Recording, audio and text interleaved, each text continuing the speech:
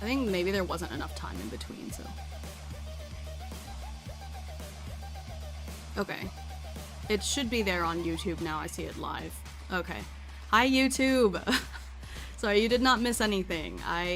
It was buffering. I have not done anything, so don't worry. If you're watching the YouTube VOD later, you didn't miss anything except people freaking out about their Twitch stream streaks. Yay, it's there, yeah, so. Okay. Dang, that was so weird. I have no idea why, but restarting my computer seems to have fixed it, so I still don't really understand why it was getting all messed up, but here we are. At least it works now, so.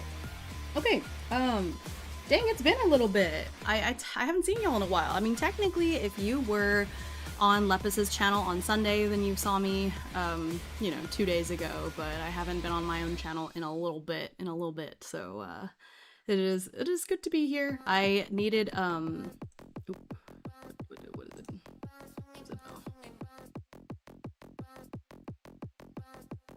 Oh. Okay.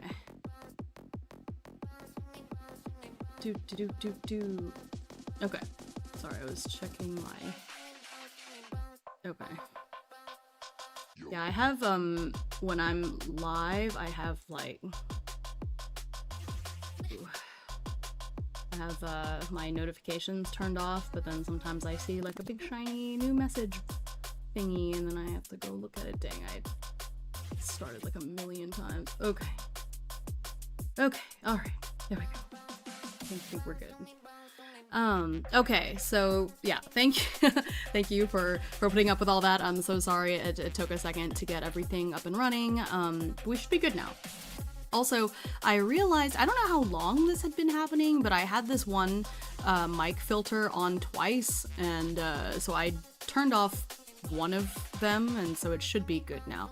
I read somewhere that it's better to keep the mic filters within OBS as much as possible for like processing reasons, so I'm trying to go back to that, and I think it's okay. I'm also starting to wonder if I should go back to using my Yeti for like general voice streams and using this fancy mic only for like singing things, because I think that this mic is a little bit too sensitive and it picks up sounds that the Yeti just didn't. Like it used to be when I used the Yeti mic, which I had like a Yeti X, so it's like a kind of slightly high-end, low-budget, I don't know. But you know, the husband could be watching TV downstairs and it wouldn't pick up any of it, whereas with this, like, he could sneeze from all the way in the kitchen and you could hear it, so my only issue with that is that the two mics use different cables, and so it would be a bit of a pain to set it up to where I could swap the two, but we'll see, because I think having different microphones for different situations might be preferable, because as far as like how my speaking voice sounds, I don't really hear any benefits using this one, but there's a huge difference in my singing. But I mean, if I just use this for singing and then use the other one for talking, I think it may be better in the long run. So this is still using my fancier new mic, but I think if I can figure out a nice way to do that relatively easy, I may just do that, because it's a bit much. That being said, I do have like a little stand for the other mic that I could use without having to worry about the arm, so I could just push the mic arm back. But then it's just, I'm so lazy. But I also know that for things like this, there's not really a one size fits all, and so for like the best of the best, I should be swapping technology out. Your burb is very lazy. I don't want to be doing all that, but we'll see if I care enough. Probably I will change it, because it's one of those things where it's like the more I try to convince myself that it's like, oh, it's not that big of a deal, it's not that big of a difference, the more it starts to bother me.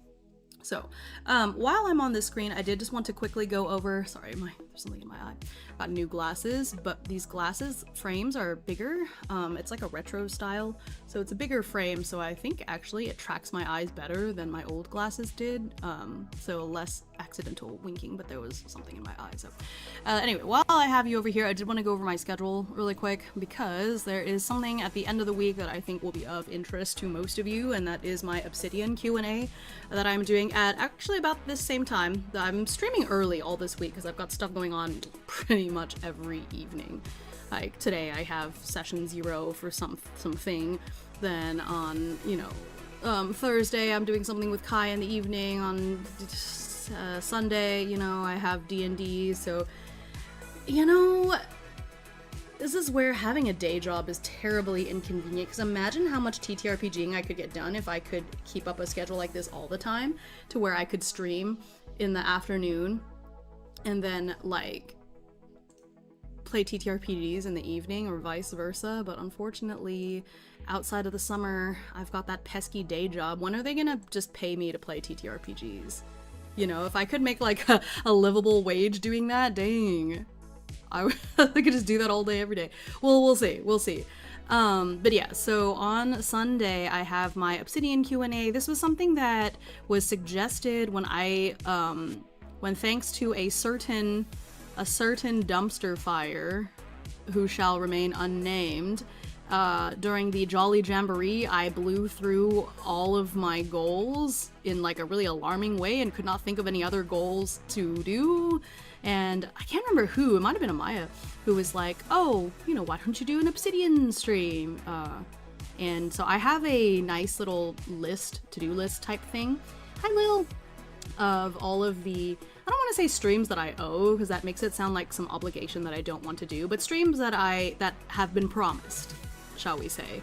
And the Obsidian Q&A was one that was suggested, and I was like, you know what, I think that would be good to pencil in, and especially now that I'm no longer doing the Donathon stream rotation, I think it'd be nice to start scheduling these things. So I have currently, if I count, let's see, 1, 2, well, I'll count this 1, 2, 3, 6, 9, 12. I have 15 streams that have been promised to y'all that are specific, and so this will be the first of those that I'm trying to schedule in at, you know, relatively regular intervals, but that it doesn't, I don't want it to overtake my normal content either, so, you know, it's just that fun kind of middle ground that I'm working on.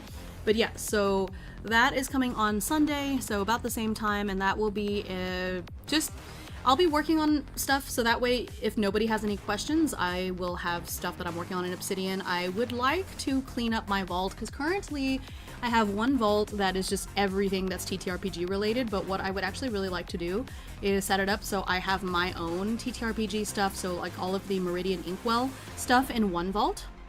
And then all of the campaigns that I'm doing, the TTRPGs that I'm actually playing, in their own separate vault. That is the goal that I would like to accomplish, and so I'll be working on that during that stream, and then as people have questions, I will pause what I'm doing and answer those questions. So it is up here if you've ever like, hey, how do I do this in Obsidian? Or, hey, I'm new to Obsidian and your video was great and all, but I still have lots of questions. See, now the music is too quiet. I'll just have to keep an eye on it and just move it up and down, you know. But yeah, so that is gonna be on Sunday. And yeah, so if you've had questions about Obsidian, or honestly, if you don't have any questions and you just want to vibe, yeah, come hang out with me on Sunday. For the rest of the week, you can see, so tomorrow, I am doing, finally, it keeps getting rescheduled because I keep getting sick or stuff keeps happening, but I am finally going to look at Hell Piercers. The book is so beautiful. Like, I know for practical reasons, I'm probably going to just have the PDF on the screen as usual, but the book is so beautiful. I may show off parts of the book because it came with this cool map and stuff too, so I may just have the book out and kind of switch between the two formats from time to time. But yeah, so I'll be looking at the Hell Piercers rulebook and then also seeing if we can change it to play solo. This may be a challenge because it is supposed to be a tactical TTRPG with like a, you know, grid-based battle system and everything. We'll see, but I'm really excited because this is a game that is a mix of sci-fi and fantasy, because it's like there's demons, but there's also like mechs. So there's a lot going on in like a good way, and I'm very excited to have a look at it and see how that goes. So yeah, so that is going to be tomorrow, and then on Friday we're doing the usual Final Fantasy V, or it is becoming usual. I will make sure that stream is much longer than the other one. I am not secretly going out of town or anything like that, so I should be able to settle in and play a nice chunk of that. I'm not sure if Kappa will be around for that one. I would like for him to be there, but you know, he's not a morning person. To be fair, he's in a different time zone than me, and I know I'm one of those rare morning people. I'm surrounded by night owls. Like, I understand how it is, but I am certainly a morning person, and if it was possible for me to stream earlier, I would. But I don't know if that's, like, great in terms of, like, my audience being awake either, but I am definitely a morning person, and he's not, and so we'll see. I would like for him to be there, but if not, that's okay too. But yeah, so more Final Fantasy V on Friday, and then on Saturday I'm going to do some more cross-stitching. I have 3 projects that I have been working on, which if you're in my Discord, you've seen all 3 of them, but I have that really big oceanic scene one that I've been chipping away at. I have the bookmark stitch-along, which I think, as of last night, yeah, so as of last night, I finished all of the week 1, the bottom part that was the week 1 stuff. So like the border, the little acorns, the leaves.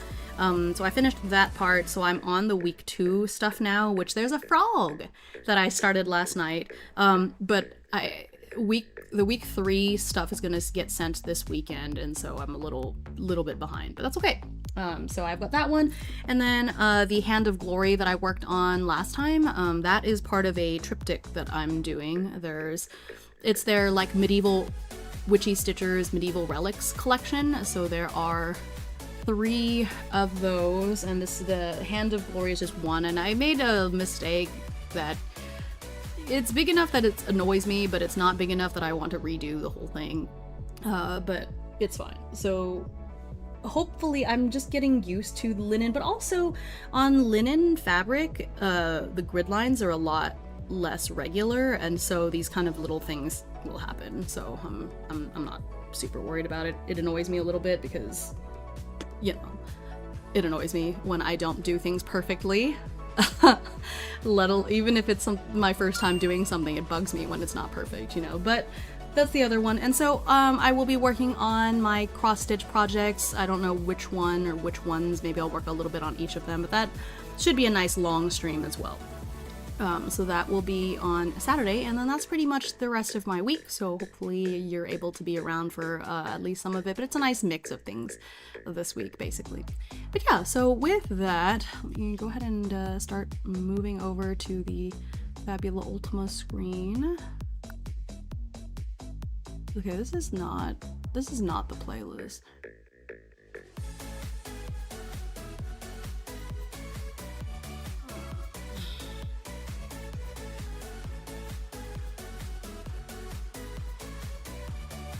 This is really bugging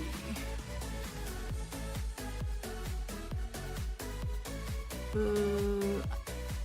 So I tried to find music that, I think the problem is it's trying to do like gamey music, when the point of this, like, I wanted music that sounds like it's from Final Fantasy, but I think they just, no, it's not the right vibe. Okay, so I've changed it to this, so it's a little bit more orchestral. I think that's fine. Okay, that's better. Okay, so let me get my Fabula Ultima. That's not the right one. There's some of these. I think I just need to move.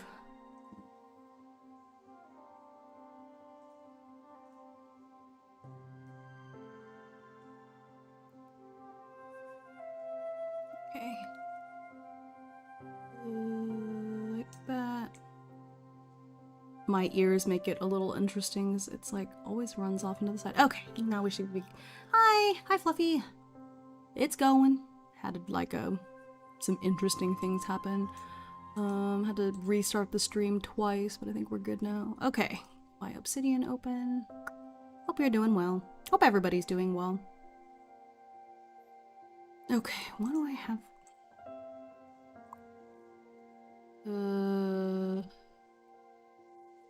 changed the beep beep beep beep beep beep beep beep beep.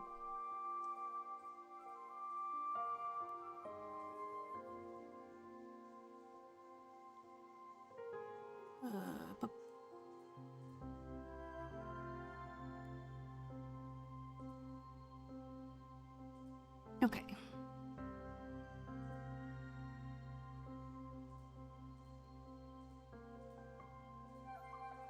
Does not want to open Obsidian. Come on.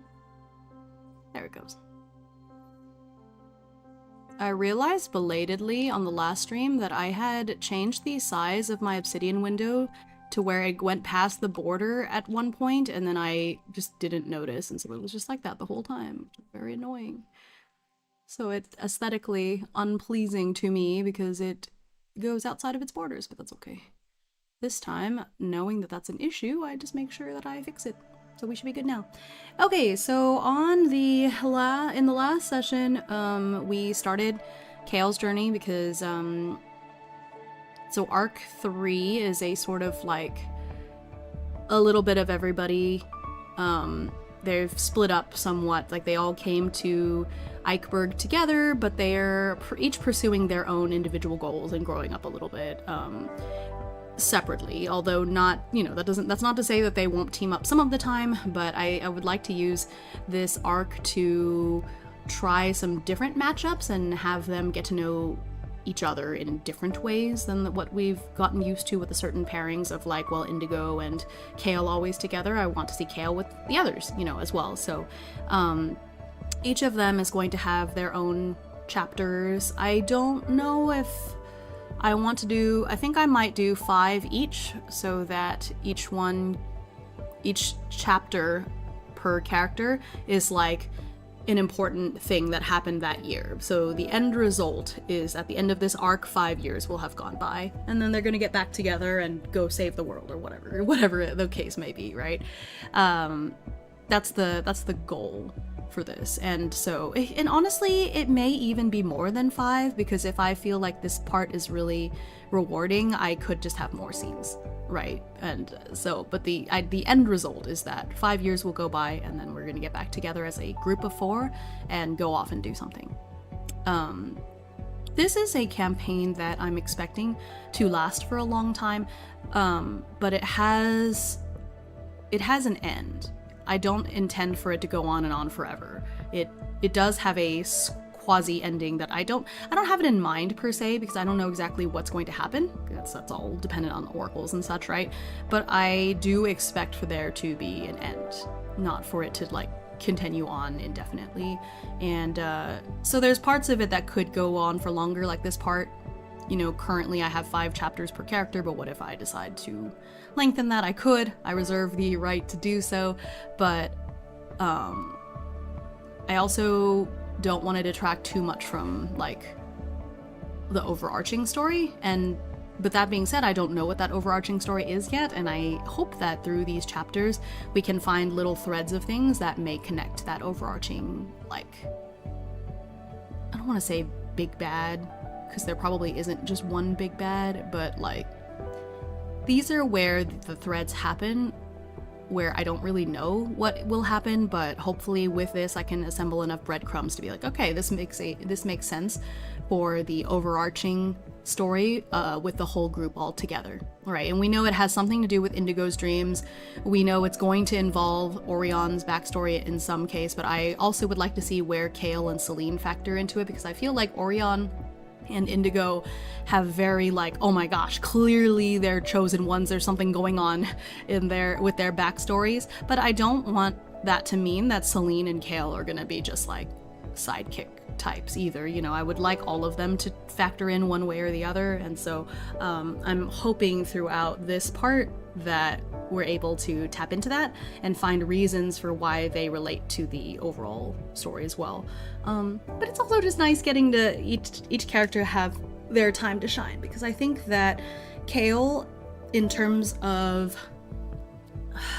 like gameplay mechanics, he has a very supporting role, like as a floralist and everything, even to the point where I don't think he can take stuff on alone. Like this quest, there's no way he could take down this monster if he was alone, right? but that doesn't mean that he can't have his time to shine in his own character development. And so I'm actually really glad that the random dice roll decided that his story would be first. That it's gonna give me some time to figure out how he factors into everything too. Okay, so let's see. So they split up. So we did a little interlude scene of like them being like, okay, cool, we're gonna go, and then at the end of the week we're all gonna meet up and talk about how it went. But he went to the Floralist Guild Hall to join, and was basically found out that you're supposed to be an apprentice for a while, and even though he is pretty experienced and known as a floralist, he was totally okay with that. You know, Cale is a nice guy. He wasn't about to be like, well, no, I'm special, I should get special treatment. He didn't mention anything about it, but his name is known, and so after meeting Kyle, it's Kyle and Cale, kind of, maybe we'll change Kyle's name to Kylus or something, because like, Kyle and Cale, you know what, I'm doing it, whatever. We're retconning this guy's name. Kyle it's a little too difficult, and they're a little too similar. Kylus. So this would be Kylus and Cale, which Kylus. Great. Kyle is also not like a horribly fantasy sounding name, you know? So let's fix that really quick. Anyway, so Kylus is the receptionist, but also a guild member, and he recognized the name, and so after talking to the guild masters, they were like, okay, well, you have experience, you're special, like, you are so naturally gifted with being a floralist that at one point the mages of Ildefort wanted you to go there to do research, you know? So it feels a little beneath you to have you start as an apprentice, even though he was fine with it. So they're like, okay, well, to make it fair though, we're just gonna give you this assignment off of the guild board, that typically you have to be higher ranked to even like check out the guild board, and if you successfully complete it, then we will let you like jump up ranks, basically. And so they gave him this quest that has been kind of like left unsolved so far because nobody really knows how to deal with it, and so a lot of what we did last time was create this character. It's the Vince Toxica. Okay, so there's stuff that we know, or like I know as the DM and you guys know as having watched it, that Cale doesn't know yet. But yeah, so it is this like creature, this plant creature, which makes sense because he's a floralist, and it has taken up residence inside one of the factories and is making it so this factory has had to halt production, and there's huge backups and it's just not good. So they have sent knights and adventurers after it, but they haven't been able to take it down because despite being a plant, it doesn't seem to be weak to fire or anything, and it's very strong, and it's sitting there, you know, sucking up all the steam and getting really powerful, and so it's stuck there and nobody's been able to get rid of it. And so it's just this annoying quest that nobody's been able to solve, that honestly part of them, it's like, I think this guild master, out of the three of them, she thinks that he can do it. This is Portia. She believes that he can do it, probably at least one of the other guild masters is like, this kid is overhyped, he's not going to be able to take care of it, right? But I don't know. We haven't created the other two guild masters yet, so I just know that they exist. We have not generated them as NPCs, so we don't know anything else about them. But yeah. So after leaving, he goes and finds Indigo's family, who he's staying with until he can find his own place. I rolled really poorly, so it took him a long time to find it. But it's actually kind of funny because canonically he has a bad sense of direction, so it sort of works out. Like, it makes perfect sense that he wouldn't be able to find it. But he finds Indigo's older brother, Irvine, and yeah. So there's a couple of things which I already wrote out this list of like the direction that I want this to take. So the first is reconnaissance. So he's gonna go try to spy on the creature, and then he'll do some research and then get a friend's aid. It is gonna be either Celine or Orion, because I would like him to spend time would like for him to spend time with somebody that isn't Indigo. So I haven't decided whom, or I guess maybe we'll just decide based on the Oracle.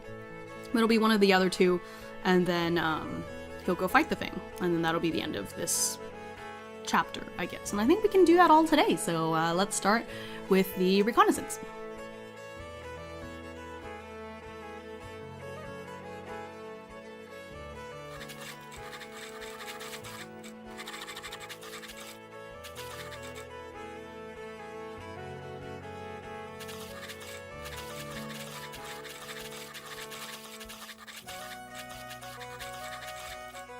Hey Hime, I hope you're having a great day off work today, so just relaxing myself. Hi Silver! Oh, that's awesome that you have the day off. I hope you get to spend a nice relaxing time.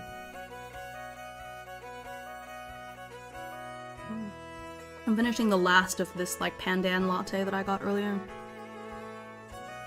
Husband and I woke up early and went on a little, little bakery date. It was very nice. Whew. Some sparkling water as well, so once I finish... Oh, it did not make a... Huh. Yeah, it is carbonated, but it didn't make that hissing noise when I opened it, so I was like... Did it lose carbonation? But no, it's fine. Yeah, I have like maybe an inch left of this latte, and then I'll have my sparkling water on the side. Okay.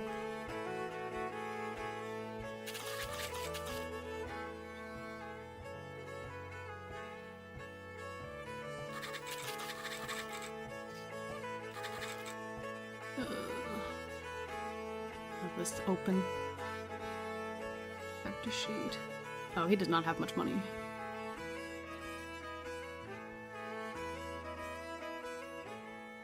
Mm-hmm.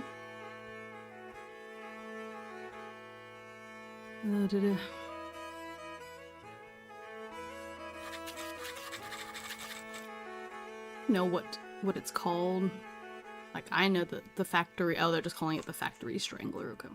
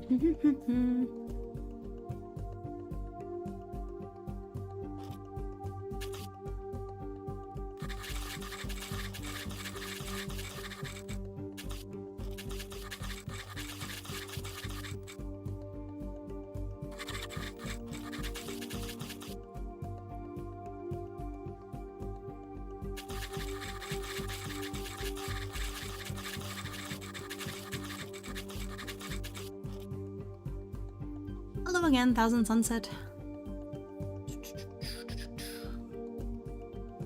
By the way, you can all check in again if you want to. I had to restart stream twice, so if you were here at the beginning and are back now, it's a different stream. I think the second stream went fast enough that I don't believe nobody could check in. I think I ended it in only 4 or 5 seconds. Ooh, let's see here.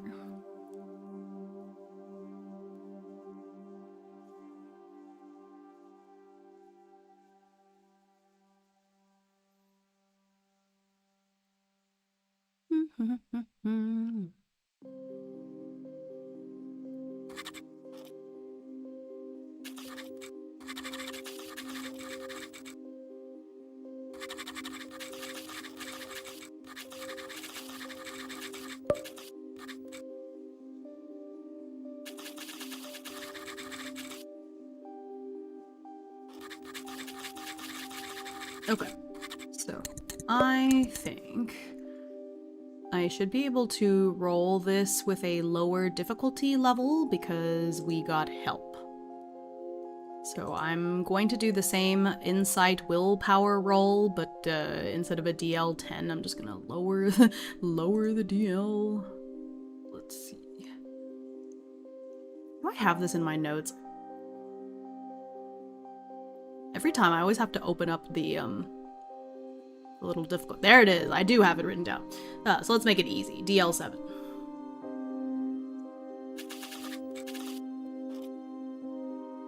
So inside willpower. So that is D10, 2 D10s. Sweet.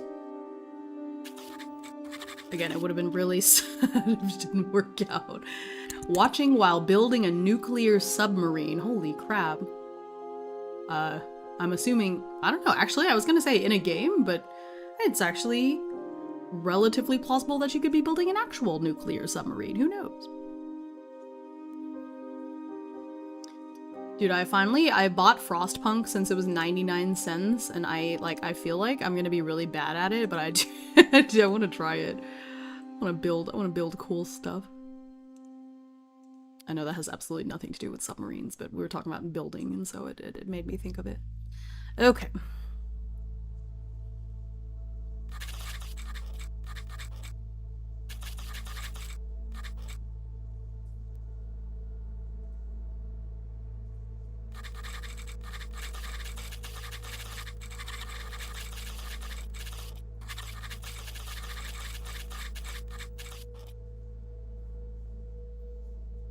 I wonder if there's a way I can get my bot to send out things about ads instead of Saribot, because I love Saribot, but Saribot can't use my emotes.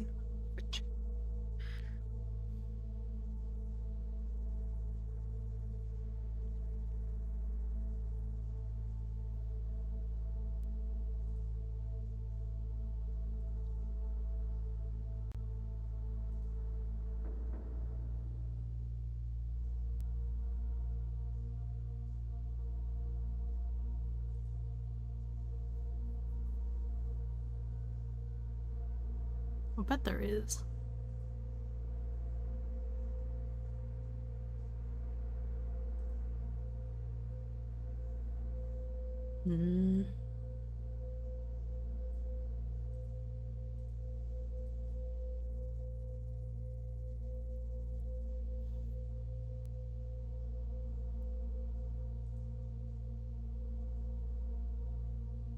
Yep.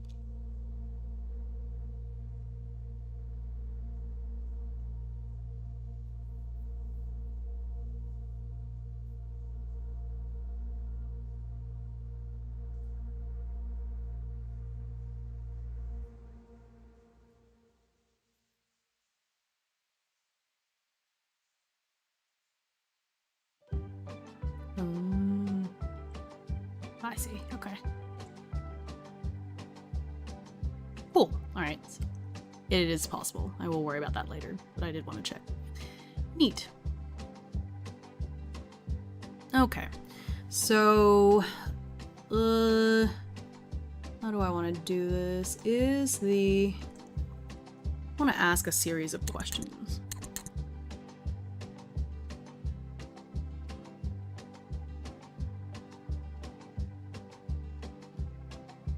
Frostpunk is a good game. Pretty silly, pun intended. Ooh, okay. Yeah, I've heard good things about it. Obviously, it's supposed to be a pretty good game, but I also, you know, when a game is older, you never know if it's like, did it age well? Oops. Uh-oh. I did not want to do that. I'll go back. Shoot. Okay.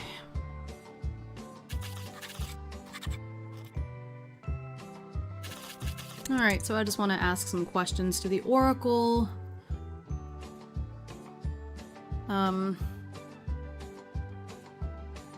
Is the Strangler visible from the windows?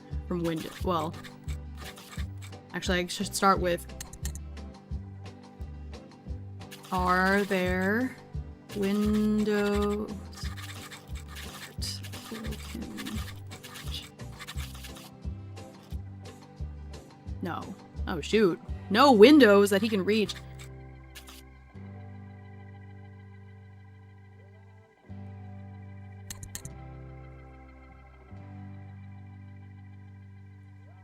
So no windows.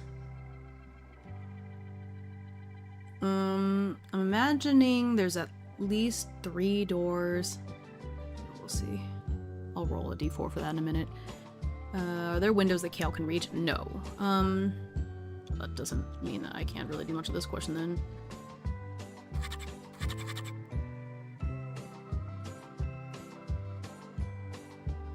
Okay. Actually, we'll just start with that.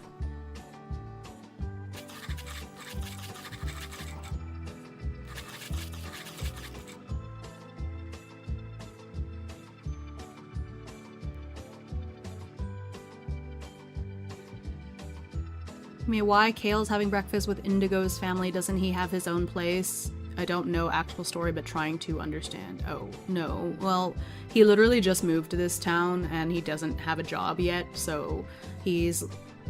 The thing with the other 3 is the other 3 party members all joined the Knights, so they get to stay in the barracks, and they don't have to worry about, like, a living space, but because Cale is not a Knight, he needs a place to stay, and Indigo's family was basically like, yeah, you can stay with us, we have an extra room, like, no big deal, until you have a place of your own. And so he's staying with them temporarily, but once he becomes a member of this guild and, like, starts making his own money, which should be very soon because he'll get a reward for this place, for completing this job, then he can move out. So they have an extra room because their daughter started, like, at the academy, and that is a boarding type situation, so she has her own room, and so they've got an extra room.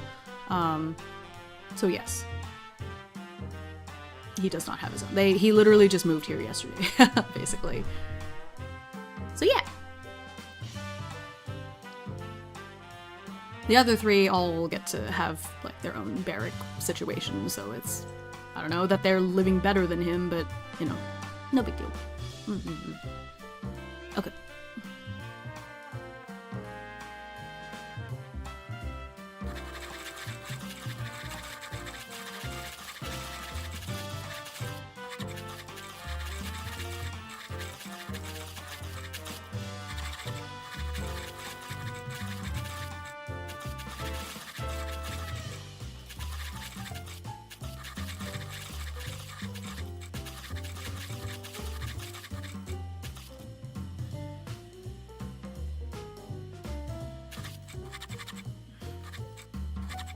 Okay, so I'll roll. How many stories?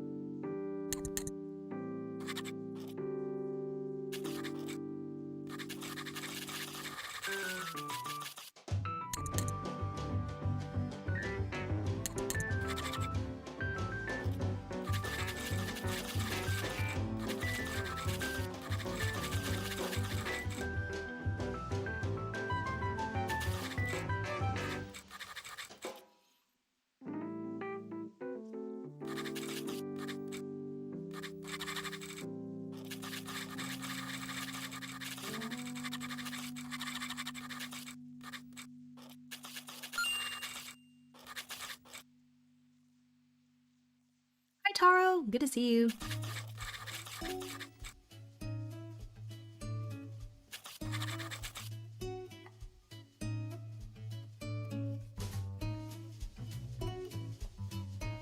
Well, actually, this is where I think I need to use the triple O to see if he wants to sneak in or not. So, okay. So this is where I think I need to do this. Okay.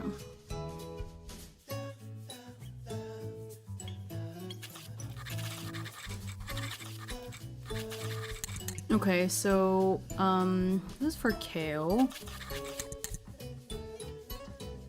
So I have to think about, like...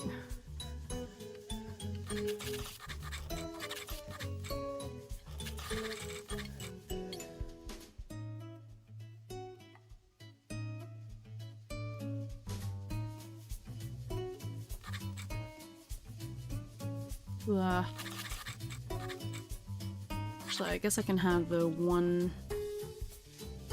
This is like the character tables.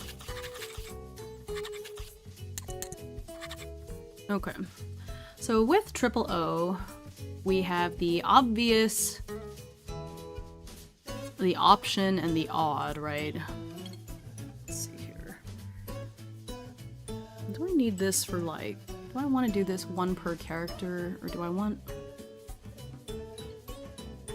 I can put them all in the same table, I guess that's fine, so... Okay. Obvious, option, and the odd. Or you know what? This is gonna be very situational, isn't it? Okay.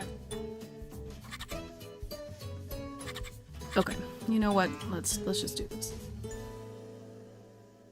Put the table here instead.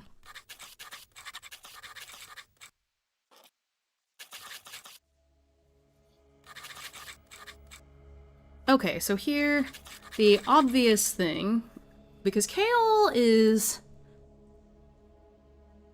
intelligent. He has a D10 insight, and he knows that he is like support type. He's a floralist. Yes, he has battle gardening, but he's not gonna fight this thing off alone. So I think the obvious thing to do is to leave. Like, leave and get help. Leave.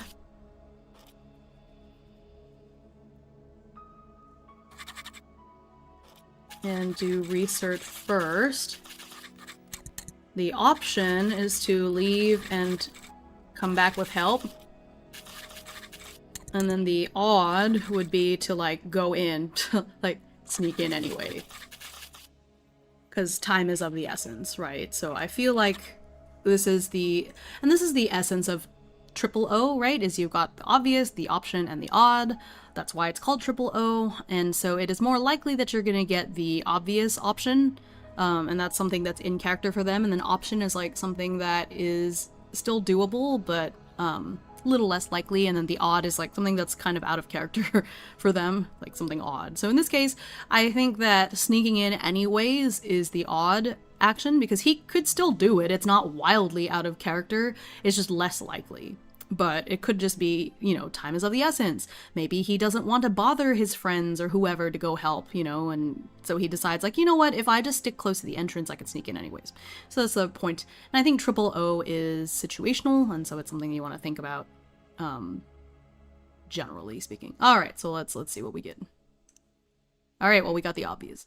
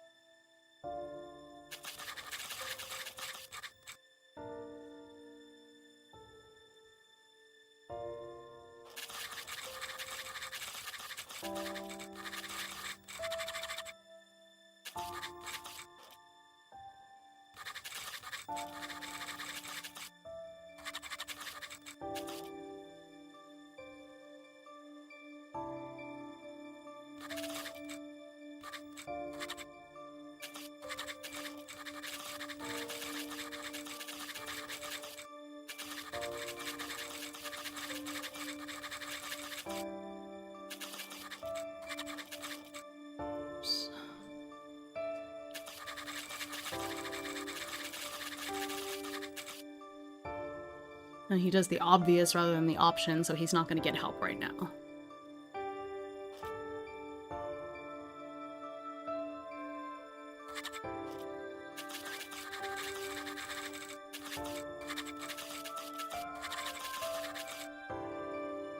Okay.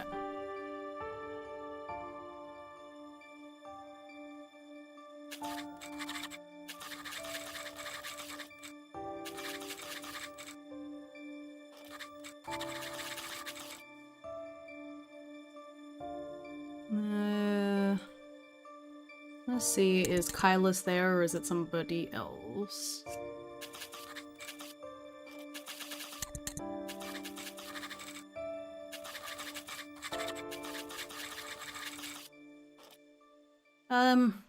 He is the receptionist. I'm gonna say it's likely rather than 50-50. Yes, yeah, that makes sense.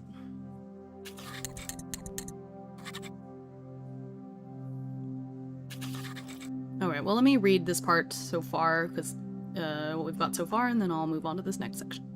Okay, the next morning after making his bed and having breakfast with Indigo's family, Cale decides to go scope out the factory strangler. He asks Irvine about the location of the factory, not wanting a repeat of yesterday. Learning from your mistakes, I see, Irvine says with a loud guffaw. It's good you ask, because it's clear on the other side of town. Irvine explains the easiest way to get there, which Cale notes down before heading out. And so then I get to do a roll with a lower difficulty level, and we pass. So thanks to Irvine's suggestion, Cale's able to reach the factory without any trouble. And then, unfortunately, so even though he understood from the file that the factory is one of the largest in Eichberg, seeing it is still awe-inspiring. There aren't any buildings this large in Breezeburg after all. It's tall enough to be a 3-story building, but the factory is actually only 1 story, meaning it has rather high ceilings, possibly for better ventilation with all the steam involved. It's a steam factory. The windows are all high up, impossible for Cale to reach without special equipment. Unfortunately, there seems to be only one set of doors that Cale can get to, the front doors, which have been left unlocked so people can get to the monster within. Is my only choice to sneak in? So Cale walks up to the entrance, but ultimately decides not to go in, shaking his head. The Strangler has been a problem for whole groups of knights and adventurers. If I go in alone, there's no telling what might happen. I'd better do some research first.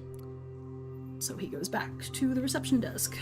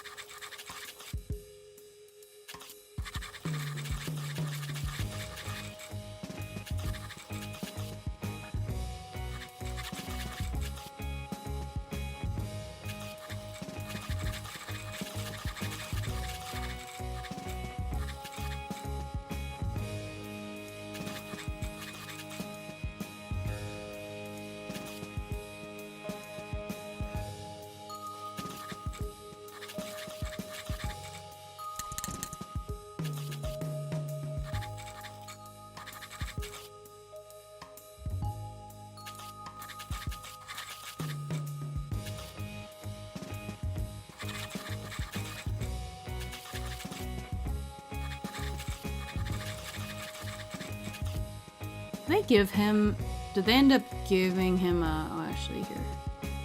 They said that he would get access, but I actually don't remember if they gave him anything.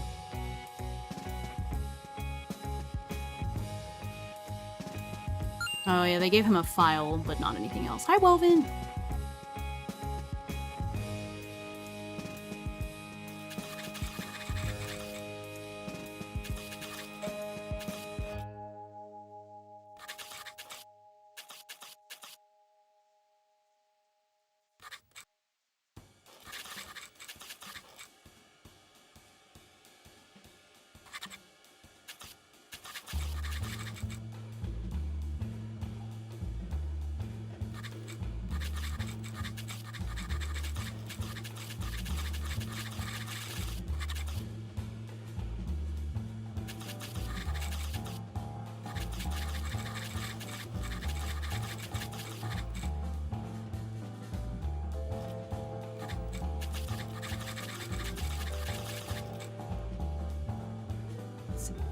Hope you're doing well today, Woven.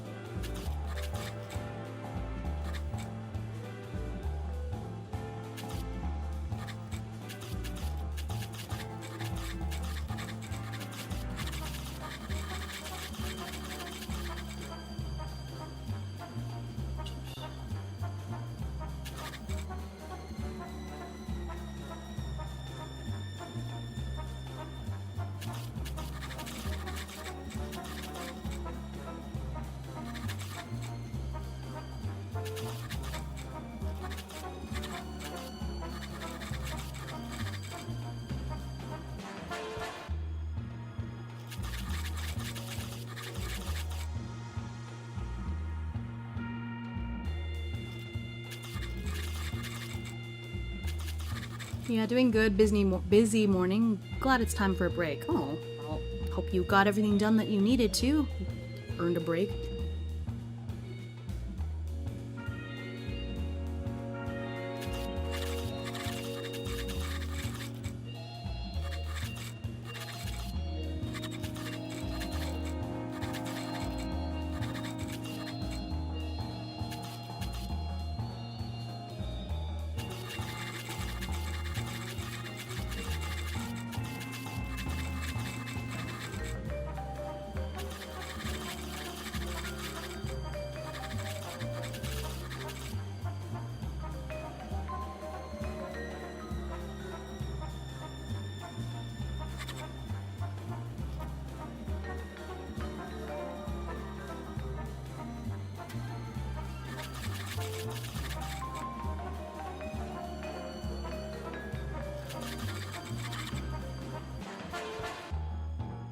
Actually, I forgot to check to see what his,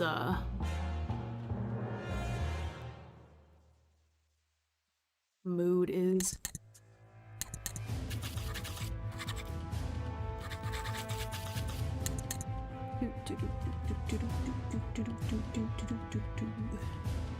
Suspicious. Okay, let's wait.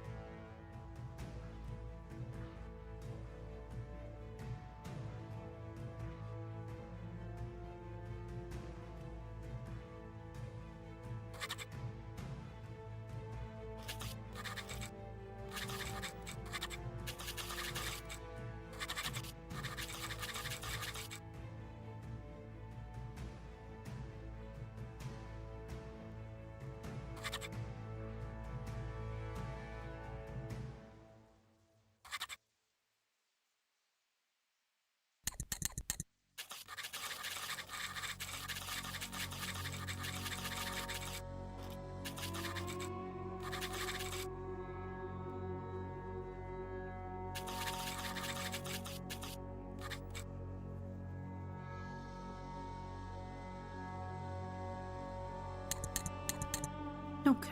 Oh, I think my latte is done.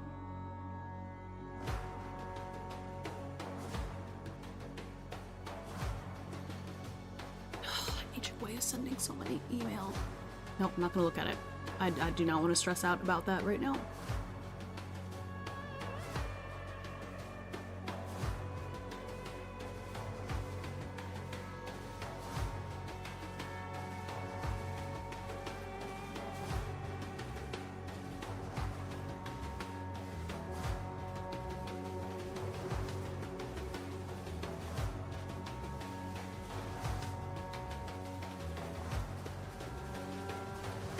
Okay, so now we're gonna go. See, returning to the Floralist Guild Hall, Cale sees Kylus at the front desk. Good morning, I'd like to use the library. Cale's not obtuse enough not to notice that Kylus has a problem with him, but that doesn't mean he has to dwell on it. So long as he remains civil, it matters not if the other man is surly and impolite. Sure enough, Kylus narrows his eyes and looks Cale up and down with suspicion. Finally, the receptionist nods. Library's upstairs and to the right. Just follow the signs. He hands over, rather reluctantly, a shiny card with a small jewel embedded in it. This is your temporary access card. It'll let you in all the places that Guildmaster Portia has allowed. Kylus taps the card against the desktop and the jewel glows. It's only charged enough for the week. It won't work after that. Makes sense. Thanks for the explanation. Cale smiles, taking the card.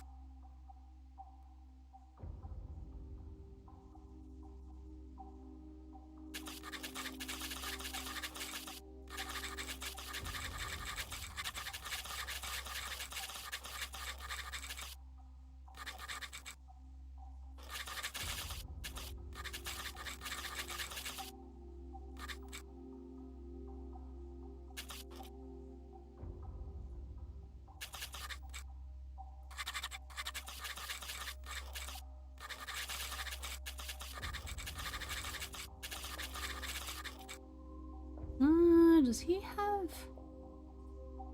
It's like, is there a pocket in his...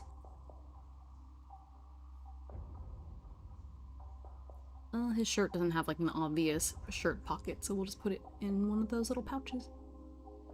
Or a pocket, his pants pocket, I guess.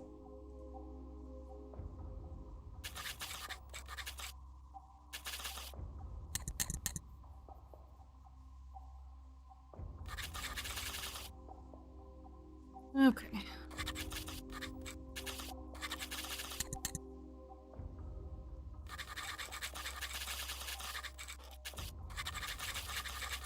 Alright, does the library have other people in it?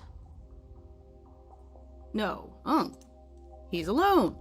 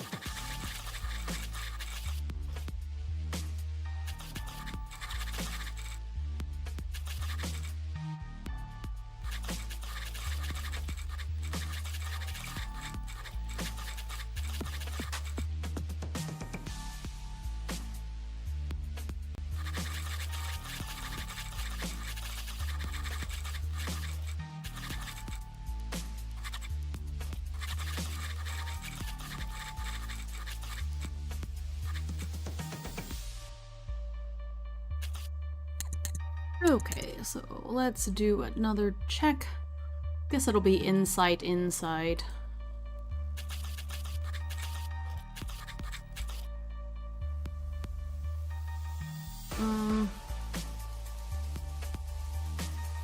Gonna do 2 checks. One for if he can find something on the subject, and then one for if he can find something more, like get the hint about the fire magic.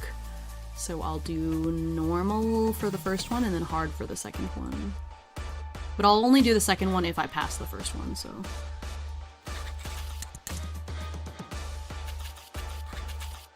Oh, pass, okay.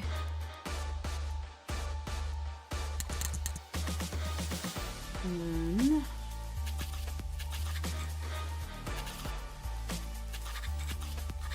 $13. Yeah.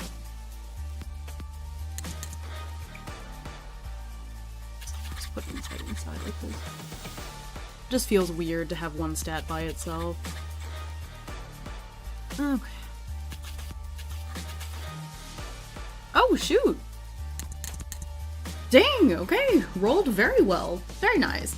Okay, 14 and 17, so I'm gonna say that he was able to find a hint. Oh, my mouse is running out of battery. 5%? Man, okay. I'll worry about that after. I go on a little break after I do this section and run and grab some batteries. Oh my god, it's gonna keep popping up with that message. It's fine. Let me finish this part before I lose my groove, and then I'll go grab some... Actually, I only think I only need 1 battery. Having the wireless mouse is nice, but then you do have to worry about that. Oops. Hi, Hime, are you using the official solo rules? I don't think they were released yet, but thinking you maybe got an early access to them. Sorry, I just saw your message. It was blocked by my my screen. No, I don't know if they've even started on the solo rules. I don't know who's helping them with those or anything. I am using O and Mythic. So I'm using Mythic for like yes/no stuff, and then I use this other oracle, which you can see linked in the description for this video. This oracle called O, which looks like this, but it's used for like...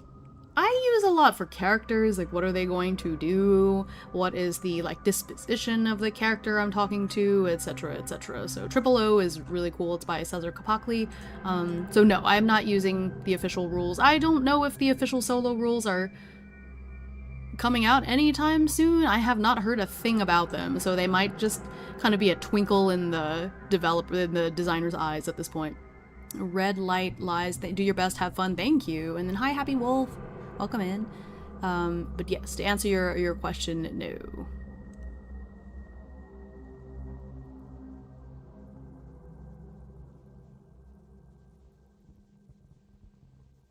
Nice. Love O saw a review on Substack this week. Thanks for answering. You're very welcome. Sorry I missed your message, so if you've been waiting for a bit for my answer, I need to... I'm gonna move my chat so I can see it a little bit better. Basically, my Obsidian was like perfectly blocking the YouTube comments, and so I didn't see it until a little bit. But yeah, so I don't know. I am always a little bit skeptical when a big... Actually, I guess they're not a big company, but when a game is developed as a solo game and then as a group game and then they add solo rules later, I'm always a little bit skeptical because I've seen games where it just amounts to like, here's an oracle table. It's solo now, when especially for games like this, there's a lot more to it. But yeah, that would be cool. Yeah, I would love to get early access, and I wouldn't mind giving it a try, but I really like the system that I use to play this game solo, so unless it's something really, really cool, I may just stick to what I've got, you know. Alright, anyway, so we actually passed both of the checks. That's amazing. My luck is suspiciously good today.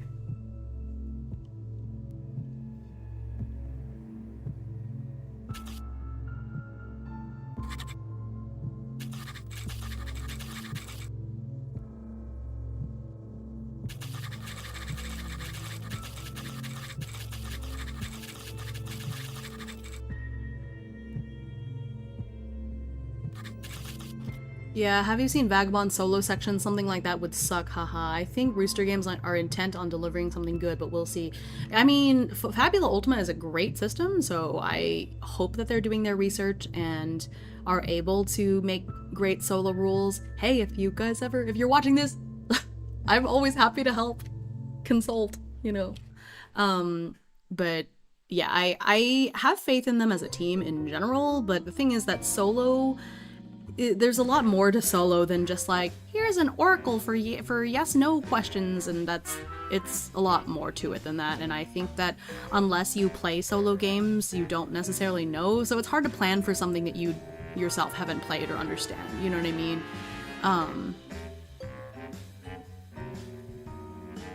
So I have faith in them in general, but solo is kind of its own beast. Because I'm a little jaded.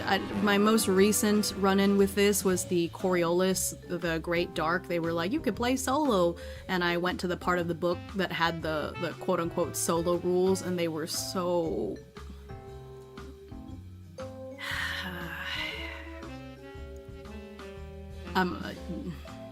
it's just unusable. I think Coriolis, the Great Dark is, to me, it's a setting book. I read it, got inspiration from it, the art is beautiful, it is unplayable for me. And I just kind of gave up on it because I was like, the amount of extra stuff I would have to do to make this playable is not worth it at this point. I would rather just play Astro Prisma or some other game and then just use this for the setting. Call it a day. Though unfortunately I'm a little bit cynical about it, but I do appreciate Rooster Games in general. Like, in general, I think their team knows what they're doing, so I'm hoping that it turns out better than I expect, but I know it's not a priority for them, and so it's, you know, we'll get those rules when we get them, I guess. But yeah, I made up my own, I don't know, I think it's very playable, just using O, and that's what I've been doing up until now, so I'm just gonna keep going. Well, that's so disappointing, especially because Dragonbane solo supplement is so good. Yeah, I haven't played it myself, but I've heard a lot of great things about that Dragonbane solo supplement. And there's other solo things that do go well, just usually I feel like they are unofficial. Like, I think the Mothership solo supplement is supposed to be really good, but I don't think that one is official, right? I think that's a third party that wrote it.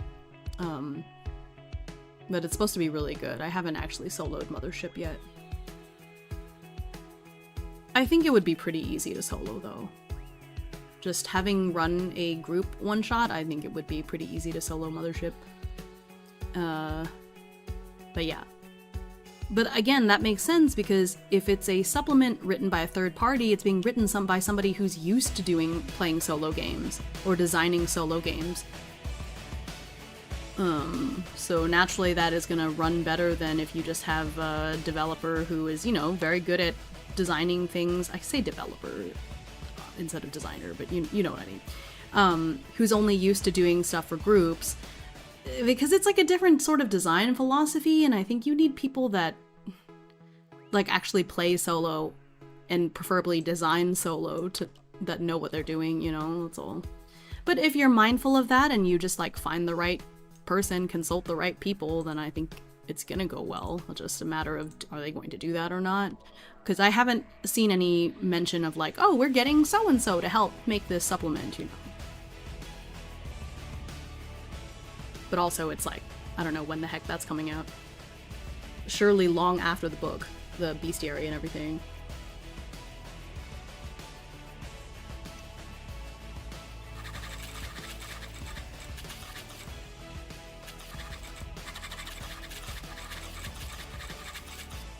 Absolutely. Dragonbane solo mod was written by Sean Tompkins. Yeah, there you go, see? Wish Rooster Games would hire someone like that to write, even Tana Pigeon herself, right? I don't know how difficult that would be, but if you just consult the right person, I think it could be done really well. But that's exactly what I mean, is that it's written by somebody who knows what they're doing.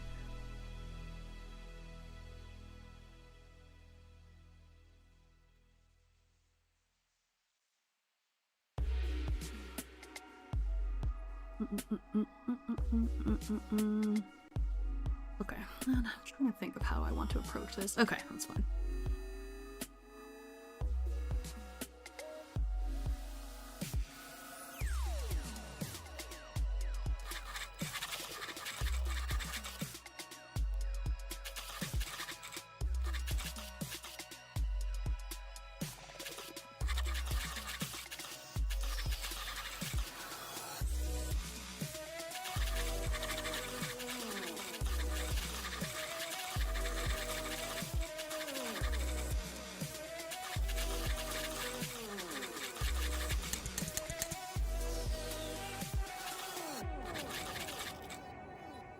Okay, let me get this open to see their actual... Like, what does it say in the actual stat block? Is that it, oh, it's the barricade. Okay. I'm gonna word it kind of similarly to the way it's worded in the rulebook. Wait, that's not what I wanted. Open recent bestiary barricade. Barricade, where is it? Barricade. Yeah, it's a unique action called barricade.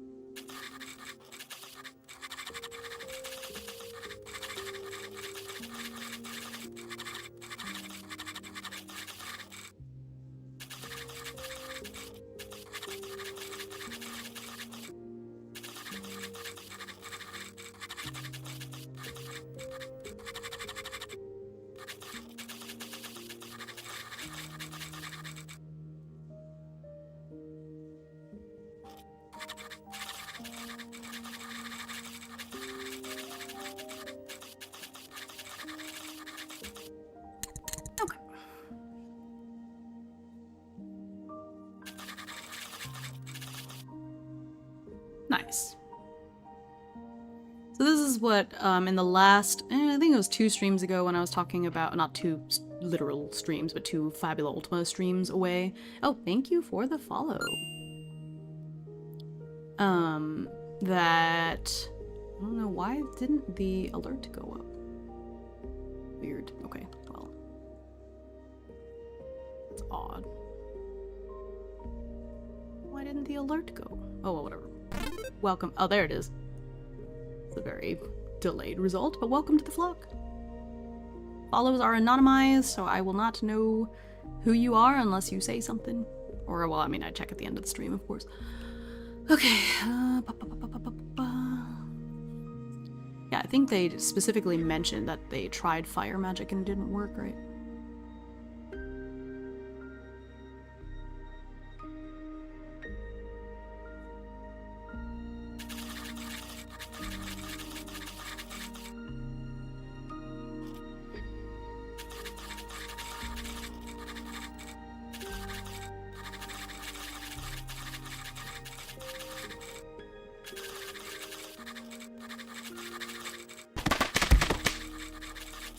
Oh, hi Atomic! Thanks for the hydrate. Take a sip.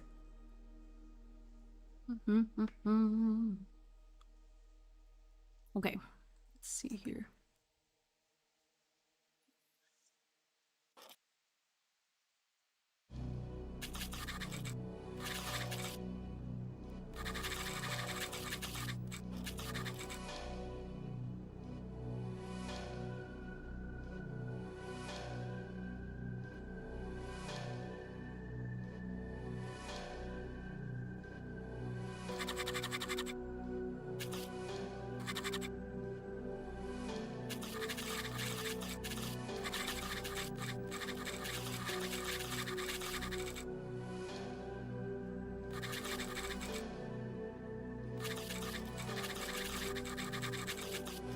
he should go find Orion.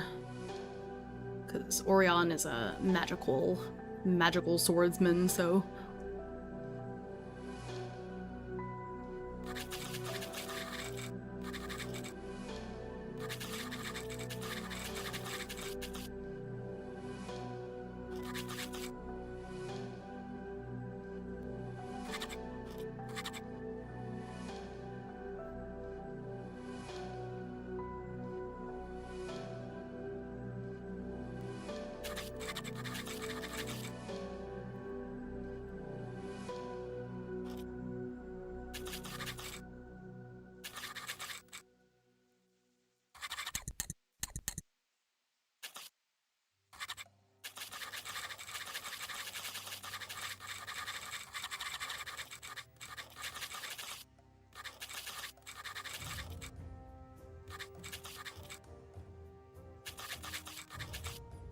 Hi, Plain Valley. Good to see you.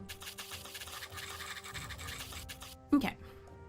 So, let me read this part, or what I wrote after that part. Okay, so this is where we left off, or where I left off in my reading. Kylus looks back down at his work after that, dismissing him. Cale walks through the double doors straight past the desk. On the other side is a short hallway with a series of doors with a staircase to the left. Cale takes the staircase up and sees a walkway leading to the balcony greenhouse. As tempting as it is to have a look, he knows he has other things to worry about at present. Following the signage, he reaches the library in no time. As he approaches, without having to do anything with the card, the doors to the library swing open for him. Blinking in surprise, Cale puts the card away into his pocket. No one else is around at this time. It's not really that early. Well, it's nice to have the place to myself, I suppose. Cale takes his time looking around the library, I should say. I don't like using the same word like twice in the same sentence. Cale takes his time looking around the library and getting his bearings before grabbing some books related to plant monsters. Then I succeeded, somehow, both of those checks. Cale spends the entire day reading, with only brief breaks to grab some food and drink when his energy runs low. Towards the end of the day, he finds a passage from a book about magical monsters that is particularly illuminating. While rare, there are some monsters that possess a unique ability called Barricade, which allows them and their allies to have resistance against a certain type of magic or even damage in general. However, Barricade is temporary and is dispelled once met with the damage type in question. For example, a fire elemental could use Barricade to gain resistance against water damage. After being hit with water damage once, the Barricade would fade, and the elemental would again be weak against water. Could this be why fire magic didn't work against it? It's possible that after seeing that it was resistant against fire magic, no one attempted to use it again. Knowing this, Cale feels much more confident about going to take down this monster. Maybe I could get Indigo or Orion to come and help. Cale puts the books away and resolves to go visit his friends at the night barracks the next day. So then we get to this next part. Okay, I will be right back. It's starting to pop up with that message saying I need to change the battery in my mouse like every 10-15 seconds, and it makes a noise every time. I know you guys don't hear it, but I do, and it's very annoying. So I will be right back. I just need to grab a battery and pop that in my mic. Not my mic, my mouse, and then we are good to go. So we will be back in just a moment. Good time to stretch and grab some water or a snack if you've been sitting here hanging out with me. So yeah, be right back.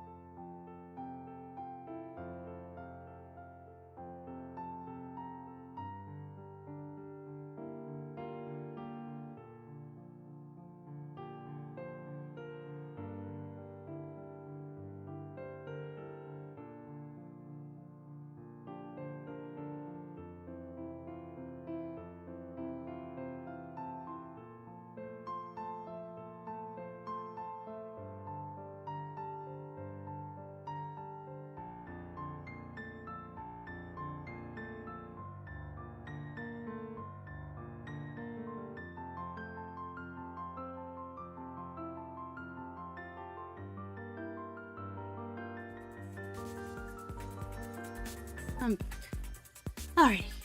And I got my battery. It should be good now.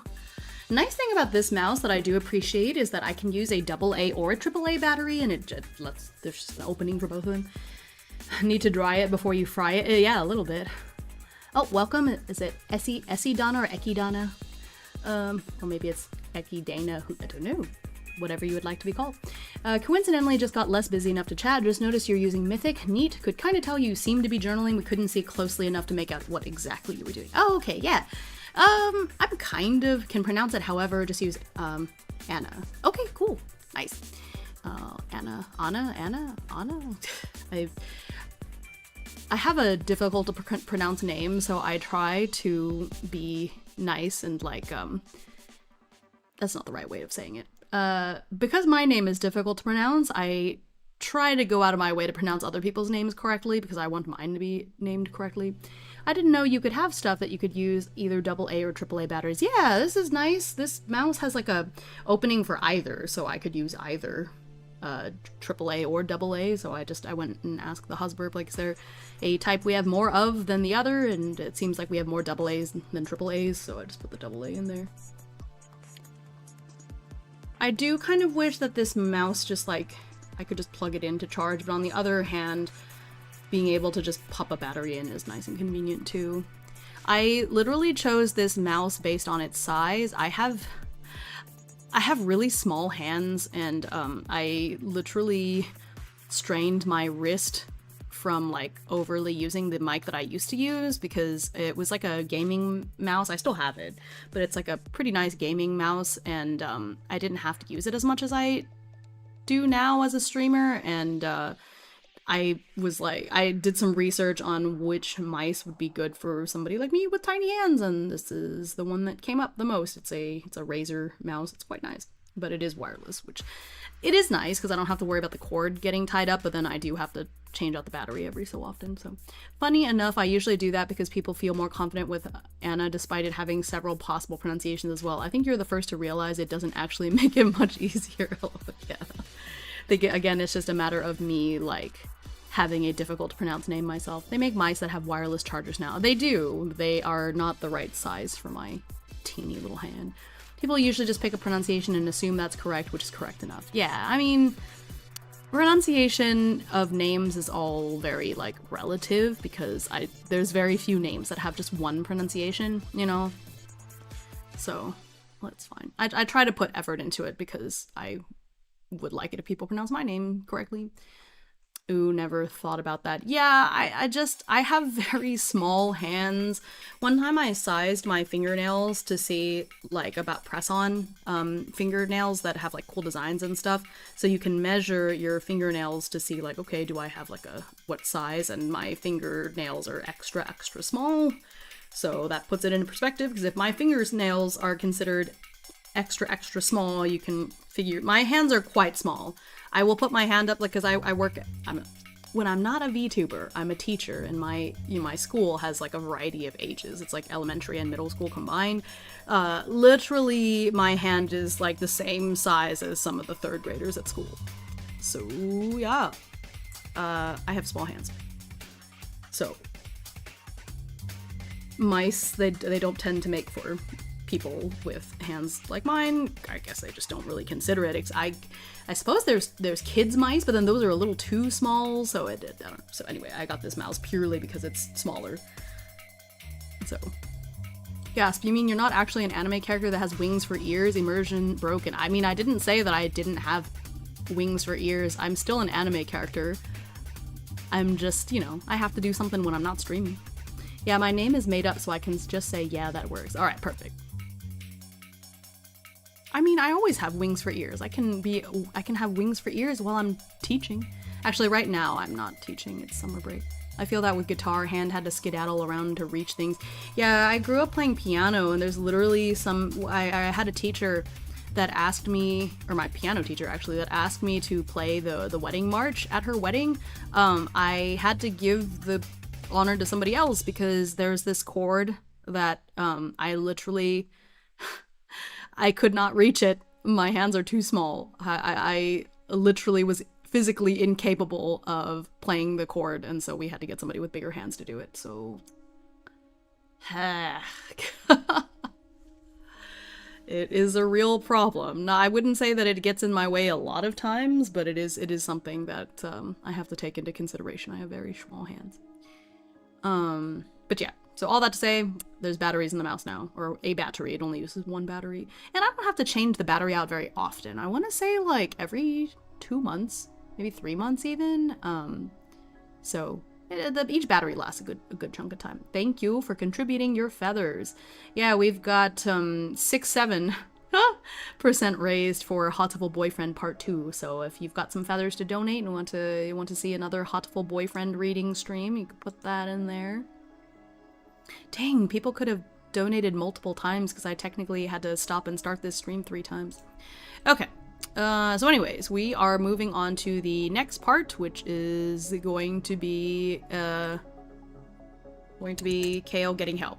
Now, I specifically want Cale to get help from Celine or Orion. I kind of want it to be Orion because Orion can use magic, and it feels kind of silly to get Celine and then not be able to use fire magic because Celine doesn't use magic. But on the other hand, I think there's some fun luck of the dice to see who we end up with. You know, maybe after all this we still end up with Indigo. That would be kind of funny too. Alright. So I'm just gonna make a little spark table. Where are my tables?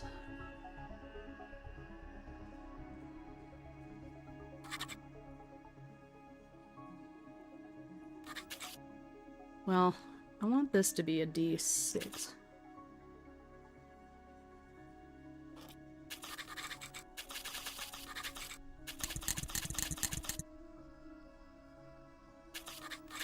We'll just say Indigo has a 1% chance of getting chosen.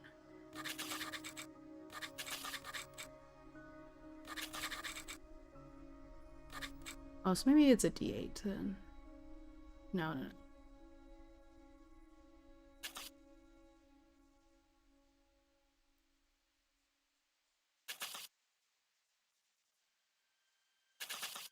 Okay, we'll do that. Delete this row, delete this row, delete this row. Alright, I think that'll work.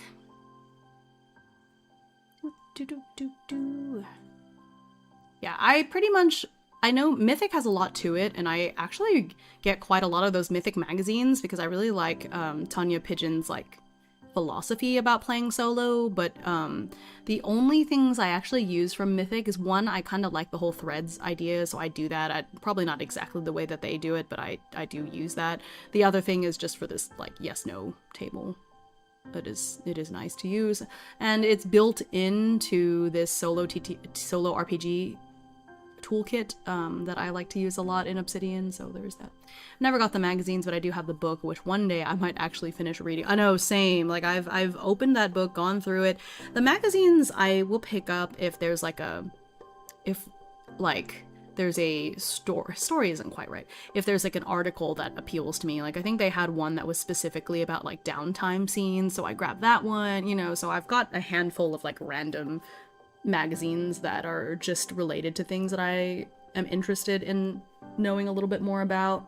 I think they had one recently that... What did I get recently? Let me go look at it now. Now I'm curious. What was the last Mythic magazine that I picked up?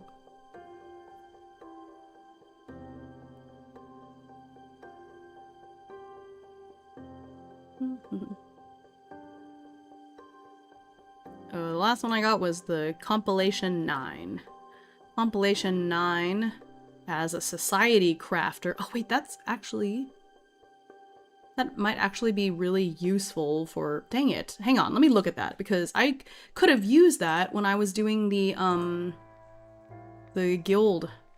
Shoot, I still could. We don't know much about it. Where is it? Solo tools. Do I already have it downloaded? That would be nice. Yeah, I do. Ha ha. Yeah, the society crafter and a mechanics crafter. Oh, that's kind of fun. Oh, that's really cool. Shoot. Okay, I might have to go back and use this for generating this, like having a little bit more information about the society. And then there's an event crafter. Oh, that's neat.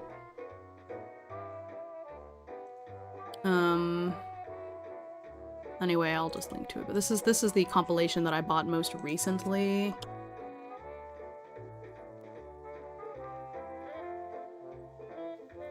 It has a nice, and I'll put that over here too for the YouTubers.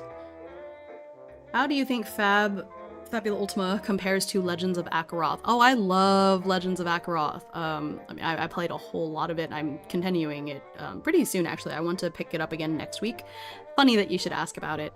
But there's like a second campaign that is more cozy that I want to start next week, interestingly enough. It's different. The thing that's nice about Loa is that it was already, hi Fallen Rain, it was already built from the ground up to support solo play, so it's a lot easier to just pick up and go, whether you're in a group or not. Because I have now played it, have I played it as a duo?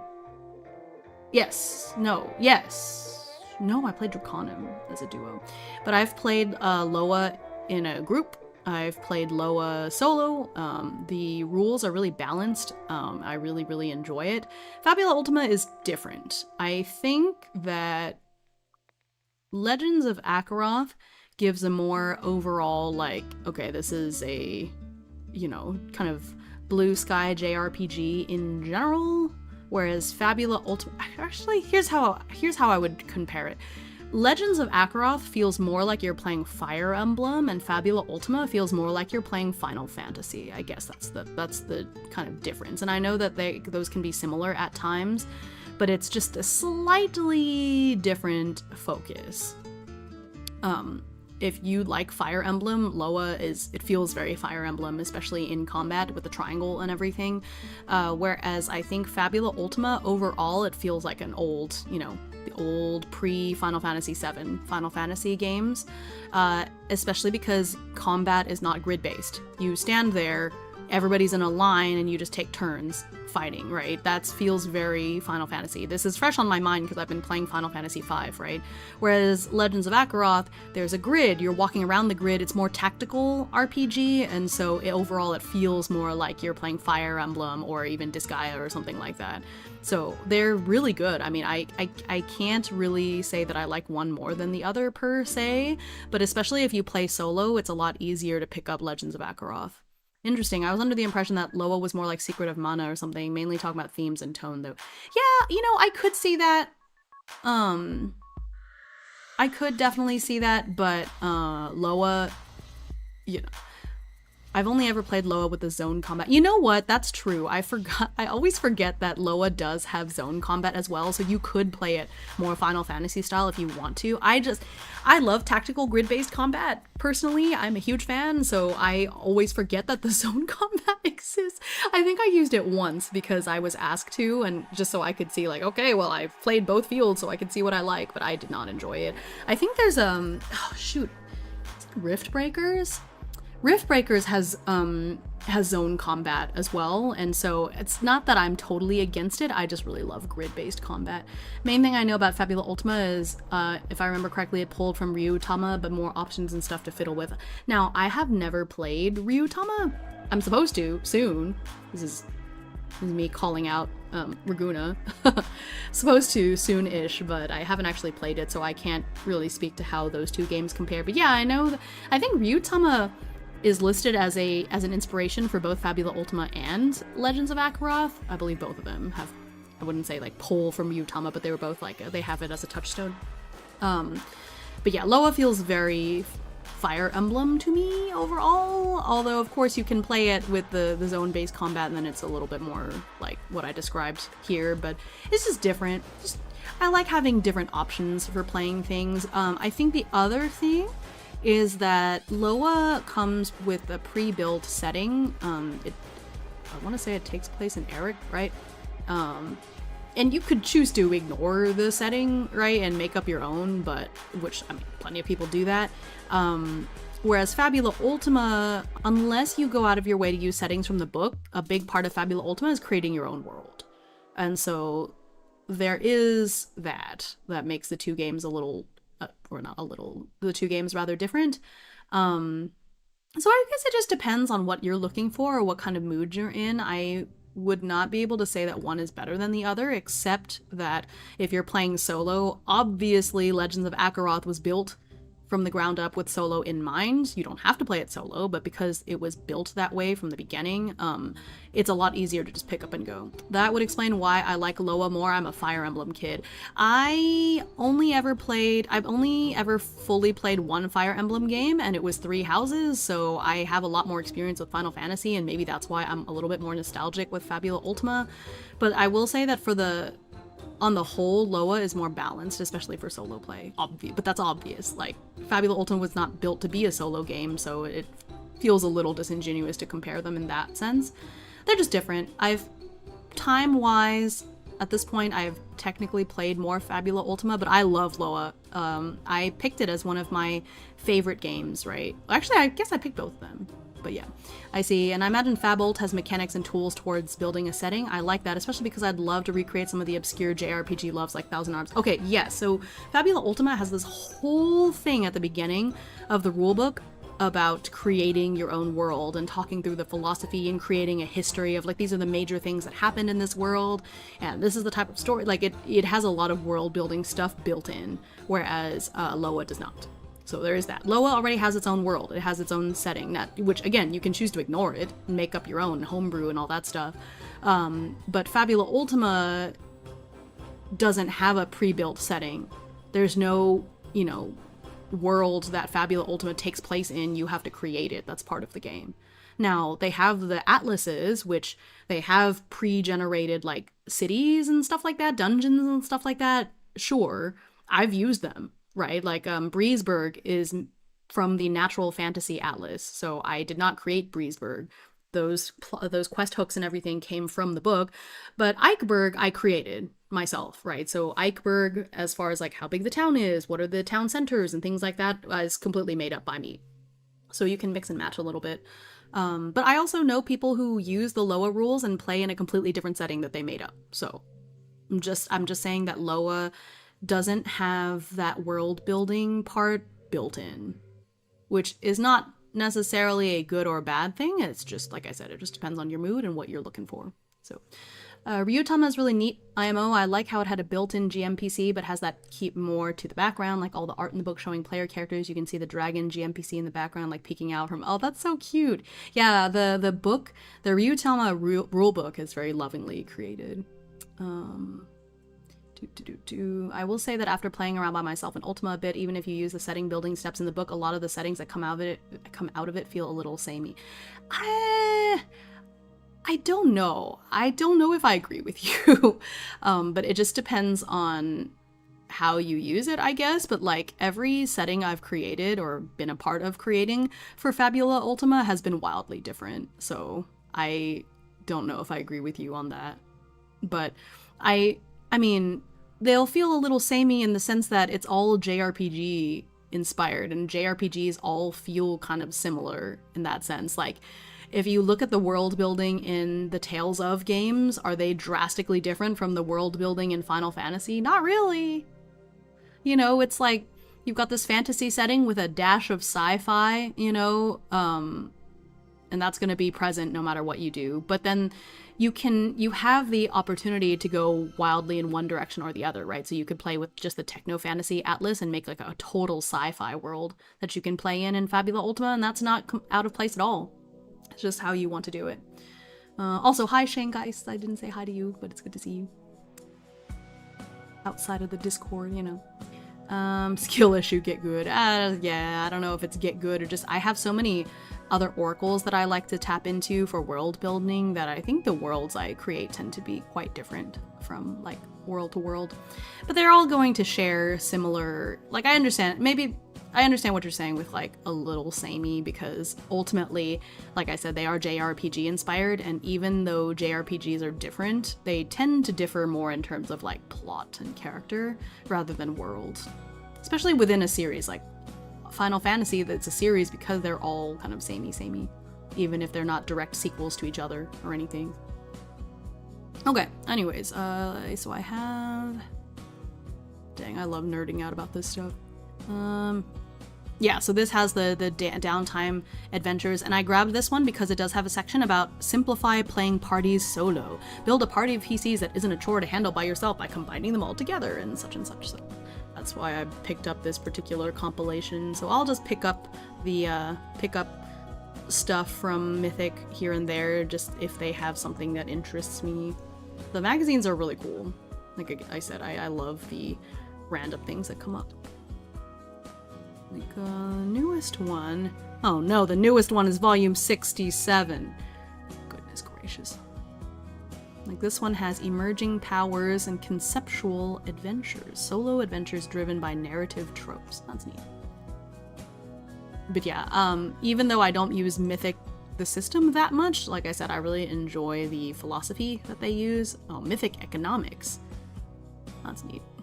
Planet Crafter.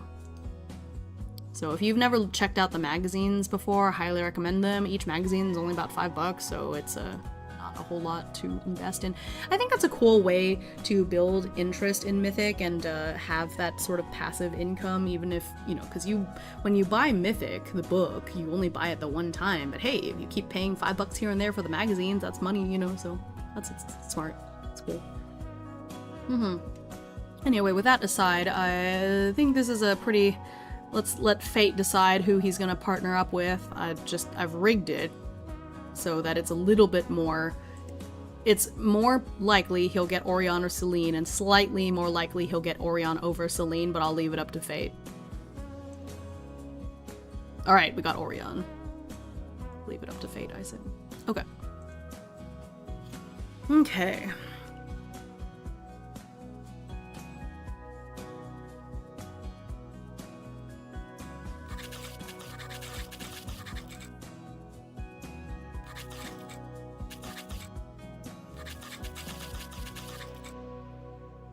Ooh, let's see if he gets there, because he actually has never been there, so...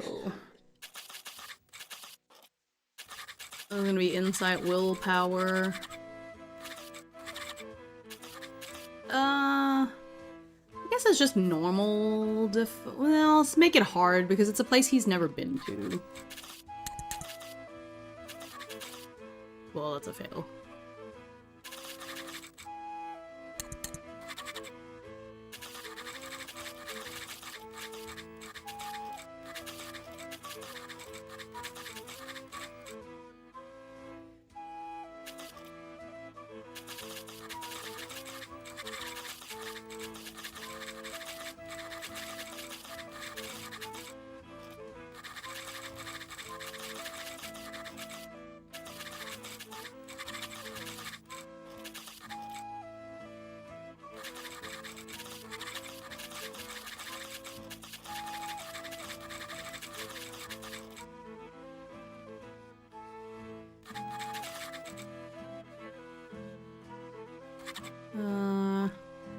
There's a word. It's not squire, but it's like, it's a knight. Not knight errant? No. It's like a knight in training, but... Trainee. It's knight in training. Well, the squire was the word for a knight in training during the Middle Ages. I just feel like squire is not quite the word that I want to use in this situation. Typed way too much, but TLDR, I found this really cool solo tool thing made for Cloud Empress, which I think will just be a mainstay for any solo game I play, since it's just nearly universally useful for regular characters like companions to determine how they act in a way that I think I prefer to a likely, unlikely, etc., since it balances having a variety of results, but each character only has a few attached to them to roll for, so it's not just completely random. Okay. That's neat. What is that one called? I really like O, but that makes sense too. O, I think, simplifies it because there's only 3 things, but like I said, it changes situationally. So like earlier, when I was rolling to see if Cale was gonna go inside of the factory, I like it that way. It makes sense. but I'm always down to check out other things. I want to do a video soon. I've been really behind. I need to pick up my series again, but I want to do a video soon about the about like different socialization type oracles, you know. It is fun. I like Triple O too, though, because it's simple. I only have 3 things to worry about, and then in any particular situation, I just come up with the 3 things real quick and then roll.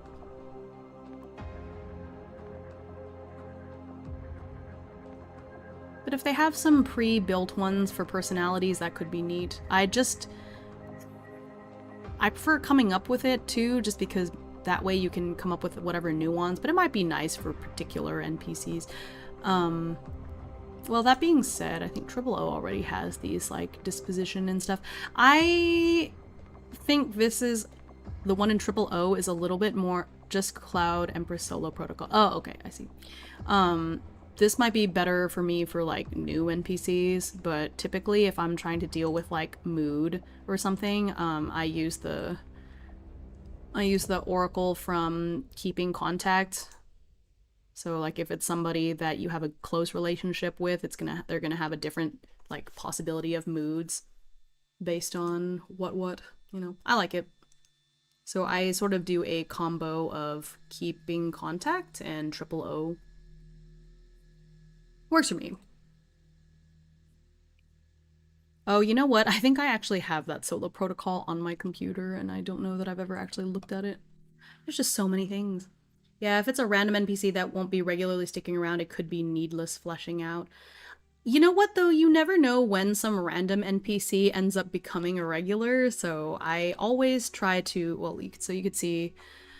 When I created the receptionist character, there's just like a couple of things that I roll for, and you just never know. Here. So, and this is part of Triple O, but it's like their, motivation. It's like their motivation, disposition, and approaches. So kind of like, what is their usual disposition, what are they motivated by, and then how do they typically approach situations. So just with those 3 things, it's very easy. Just with those 3 things, you can write out a whole character. So I did that for these 2, and it's very easy. So if we did one now, we have a character who is distrustful, they're motivated by honor, and they tend to be dramatic. There you go. It's just those 3 things. You can create an entire character. Be really interesting. So that's, again, that's part of what I really like about Triple O, but the whole point of Triple O is, like, character interactions. That is what this Oracle is made for, so highly recommend it. Hi, Renofo! Good to see you. Thank you for your contribution to the Hotiful Boyfriend challenge. Yeah, the new expansion for Triple O that turned it into a zine has all these specific tables that I really like, too. Haven't had to use them yet. Oh! Look at that. I could put that in here, but I don't know if it'll save properly because, I don't know if there's cookies saved in this open gate thing. That's neat, though.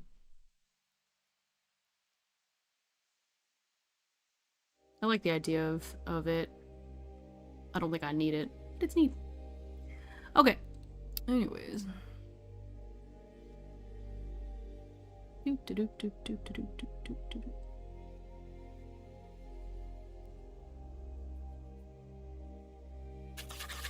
I'm just gonna call them trainees. Oh wait, is ensign? Maybe ensign is the word that I'm looking for.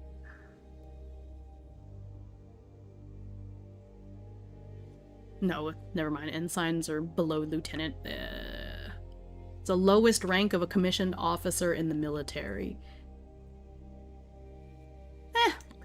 It's not the word I was looking for. I think trainee. I think it's trainee and then ensign. So right now they're still trainees. They literally got here 2 days ago.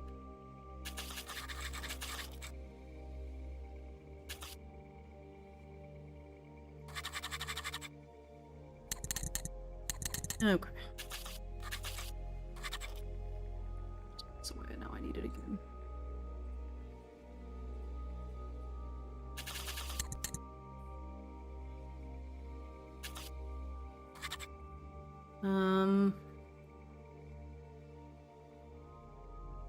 Are the trainees busy right now?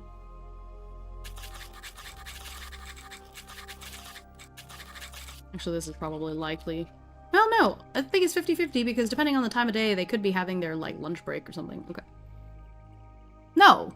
Great.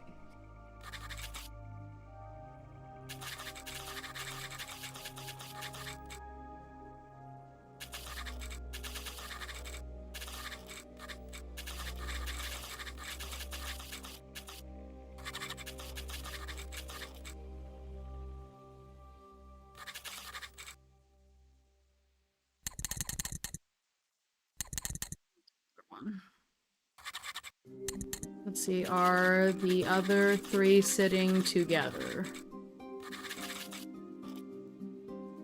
No.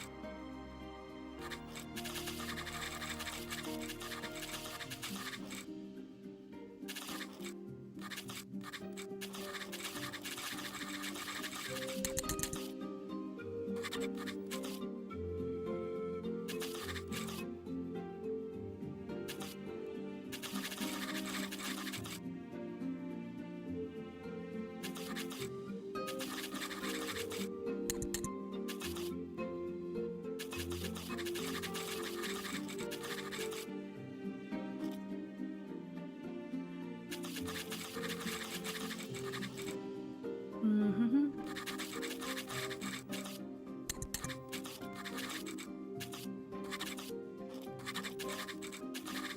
Oh, I should probably check for their mood. Not fair. Okay.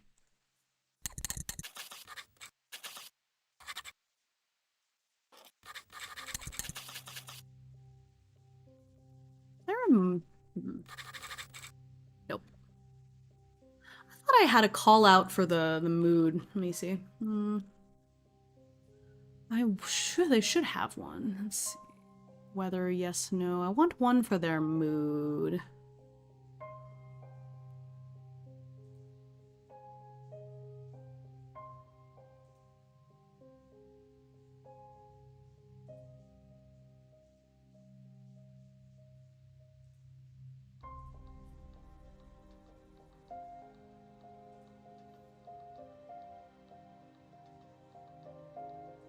Want this color. Hang on. I want the same color as these other ones. Oh, just purple. Dang it. Okay. The mood one I just made. Purple. Icon. Should be some sort of like smiley face. It's like a mood. Let's see here. Angry, annoyed. Is there like a happy one?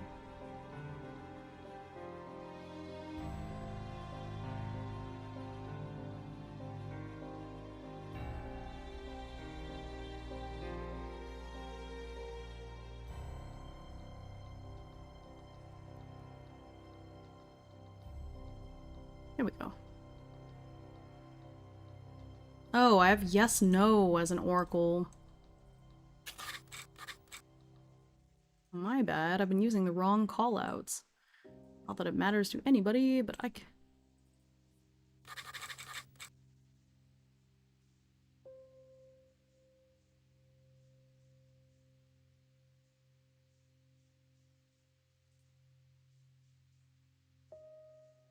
My bad, I've been using the wrong callouts.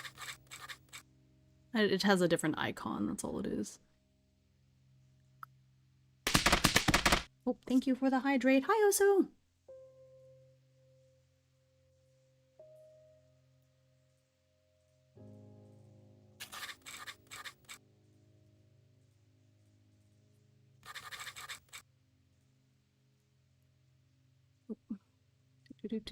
By the way, I never said it before, but I love the typewriter noises. It is a borderline ASMR for me while I'm working on stuff. Oh, I'm so glad.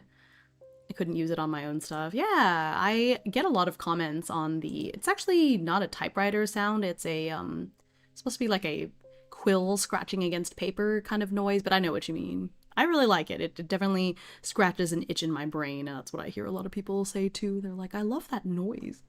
Yeah.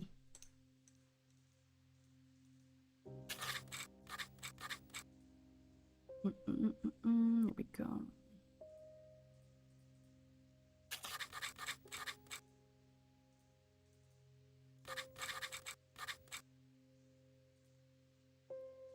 Okay. Yay!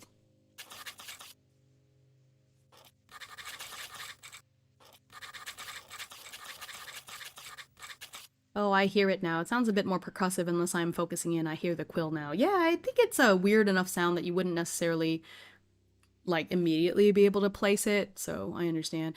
Something I like, too, is when I hit, like, return. It's like the sound of you dipping the quill back into the little ink pot. It's fun. I love these little noises. Okay.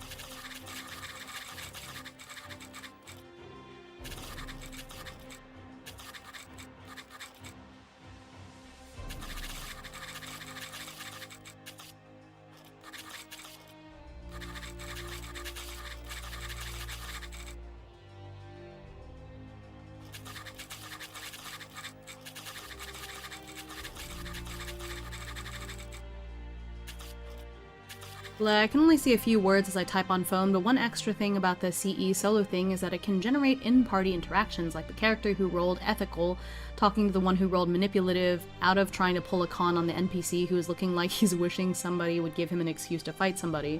Meanwhile, the character that rolled confident is holding the NPC's attention to try to de-escalate. Oh, that's neat.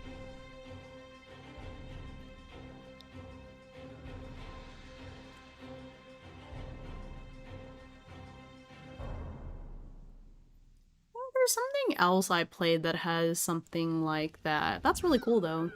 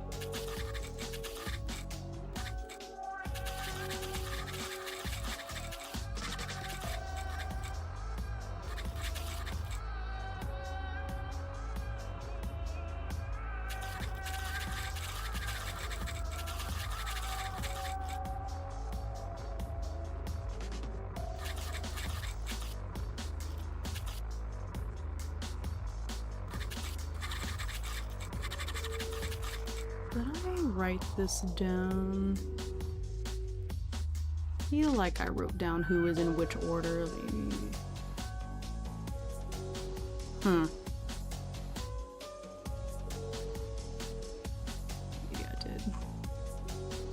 No, I didn't. I could have sworn I did. Where did I put it, though?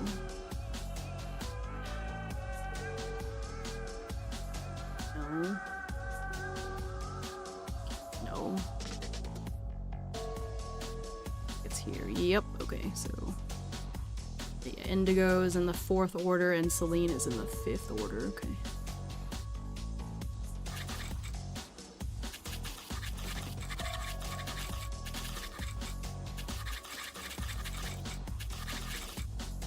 Main appeal, though, is that there are like 50 or something different behaviors, but each character has at most 10. So characters still feel like actual characters, which is why it's best for regular characters, and a one-off NPC wouldn't get as much from it. That makes sense. Yeah, that's really neat. I think especially if people struggle with trying to come up with like what is the character doing in this moment, that might be really helpful.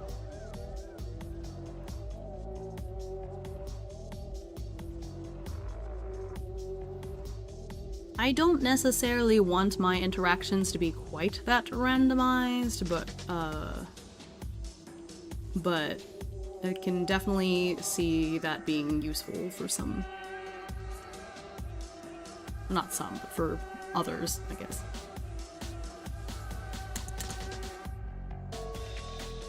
For me, I have like some things, I feel like there's some things where it's like, if I want this to happen in the story, it's just gonna happen in the story, and then I roll for like the randomness of like things within the situation. I don't personally feel a need to randomize everything, at least for this game. This game is, you know, me creatively writing this epic, basically, more or less. It's a little different. Well, soon we're gonna get to the combat here in a little bit, though, so that's gonna feel a little different. Okay.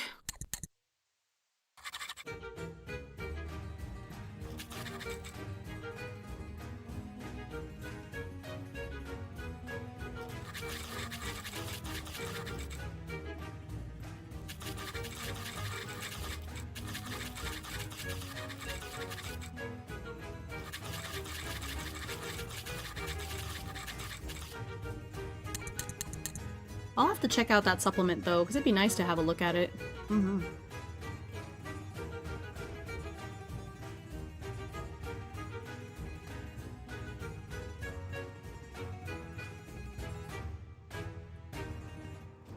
I feel like there was another NPC emulator that I have that has some similar systems in it. Which one was it? Was it the Yoon system?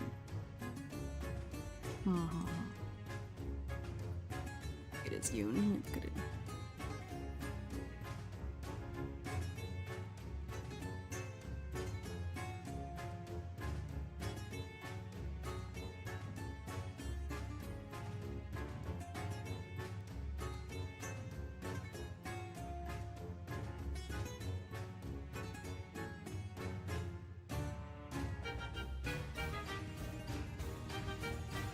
No, that's not quite what I was looking for. That's neat, though.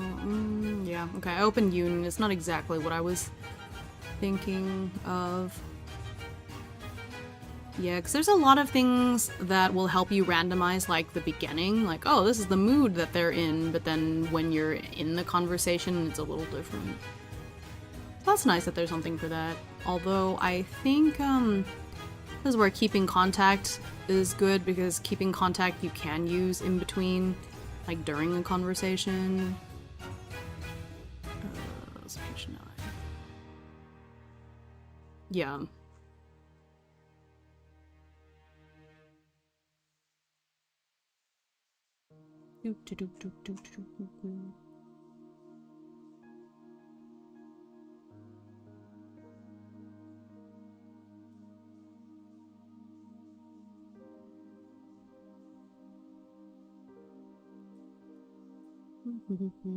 Yeah, and if I'm running a full party, it's good for it to be like, yeah, that character's acting ethical again, that's something that character would do, but is just enough unpredictable that it gets that human chaos of playing with a group. Like, I don't know for sure what that player will do, but you have at least some idea. Yeah, that's exactly the same philosophy behind Triple O, because you have the two, like, relatively, you know, within character. I mean, all the things are within character, but because Odd is, like, has that random aspect of like, okay, but what if? Because, so I'll take this as an example. When I was coming up with what the triple O was for Cale in this situation, the obvious is like, okay, absolutely in character, the safe option is just leave and do the research first. The option is like, okay, leave, but instead of doing the research, to go get somebody, you know. And then the odd is the just sneak in anyway and force your way through, where that chance is there. Because if I was playing this at a table, even if you're playing a cautious character, sometimes as a player you're just like, I'm gonna throw caution to the wind and just go, you know. And so that's what I enjoy, is that option is there to add that sense of randomness. It just, you know, is less likely you'll get it, but it's also less likely when you're playing in a group that somebody's gonna do that crazy thing anyways. So yeah, as with any solo tool, there's always the option to just be like, nah, I'm gonna just say this character does this. Yeah, exactly. I think the best system is just the one that works for you, you know? And often just the one that you're used to. Like me at this point, I have played with triple O for these things so much that I just enjoy it. It's a lot of fun. Especially with the new expanded version of it, I love it. Love it to the point where I have literally plugged it into my obsidian right here. I love it. Anyways.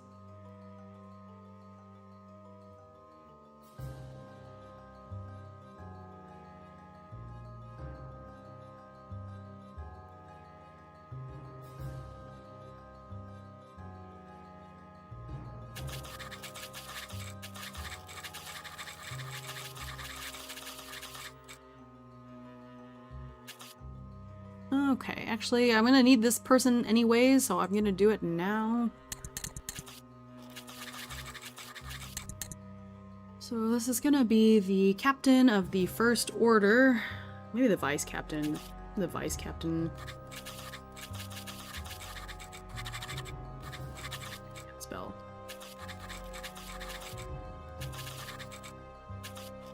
Remember I used to be like, the subtle unspoken lesson of Perilous Wilds is that eventually you learn to just stop rolling and say you're good with what you got. Then I read the back pages of the book and it actually does just say that, yeah.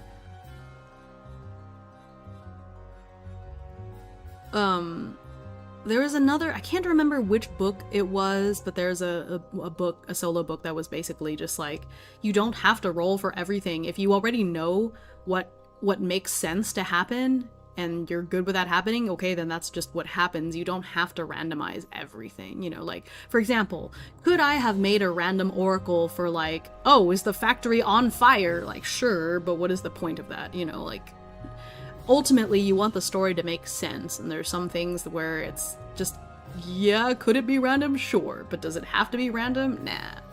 And same thing with if you're rolling up a character and you see a particular result on the table that you're like, oh, I want that, that's fine. Like, you don't have to make all of these people random, you know? Okay, so I need my name, fantasy name generator.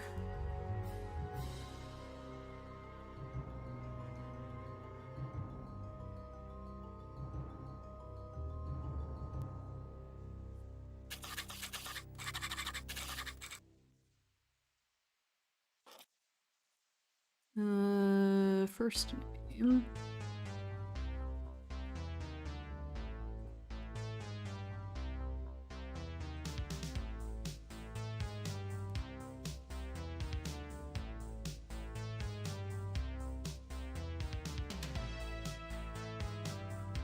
Oh, there's night names. Let's do it. What gender is this person?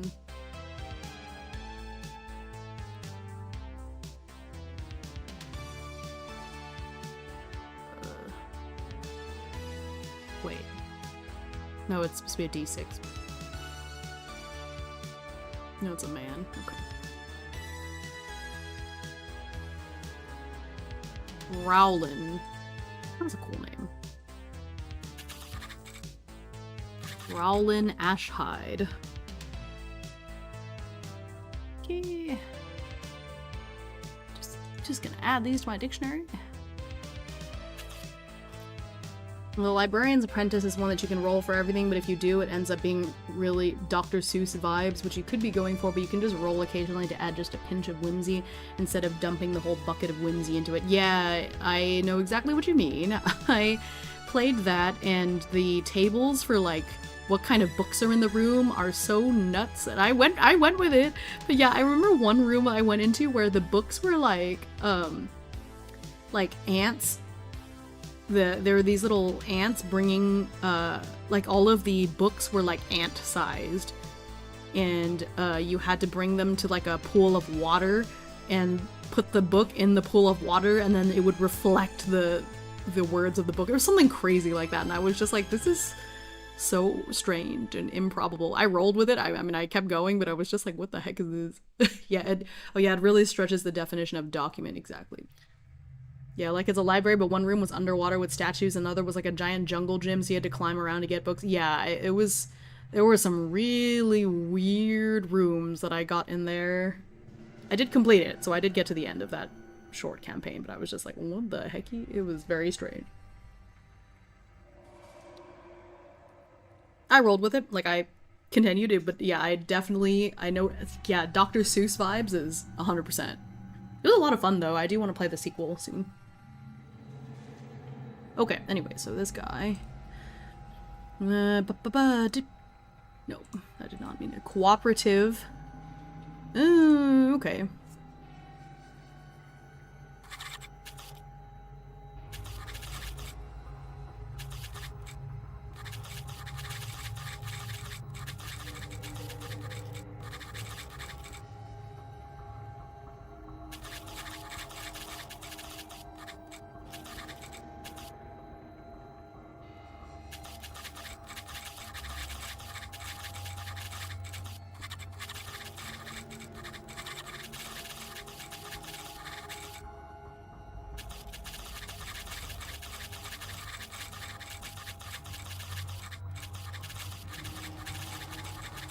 Nice.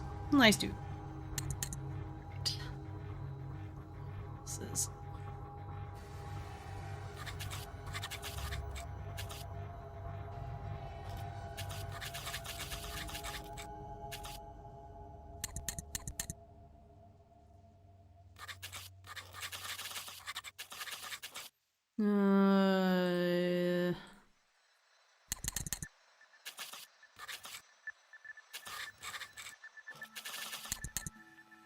Yes, no.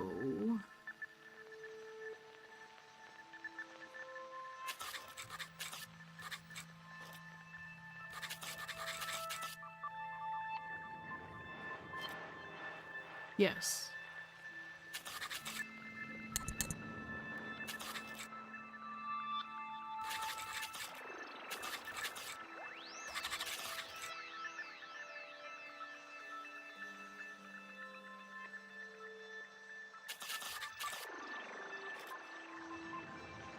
No.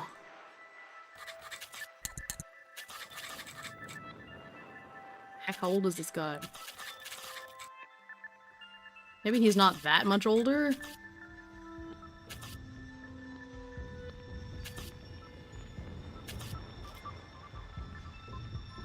How old is this dude?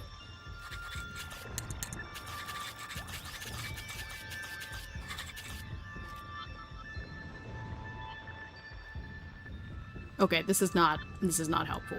This is a little silly, it's just saying no to everything. I'm just gonna roll for his age. How do I roll for age in ballads? It's like a D20... 2d20 plus something. I don't remember. Age.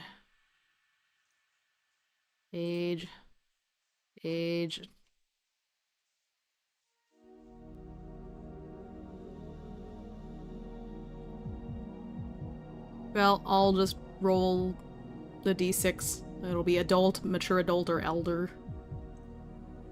It's an adult. We'll just put him at the end, so 26.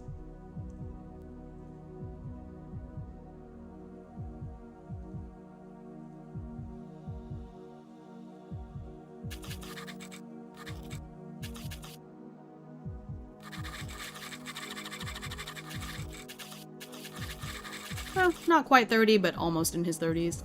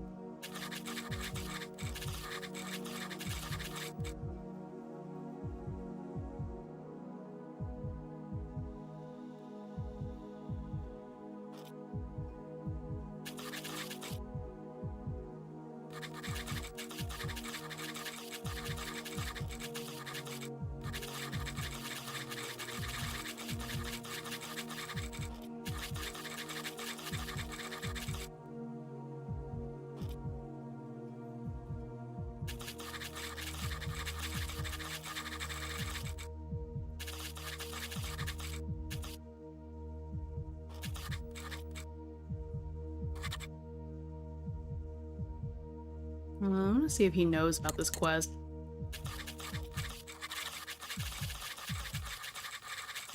Because he might, and that would save a lot of time. Extreme no. Okay.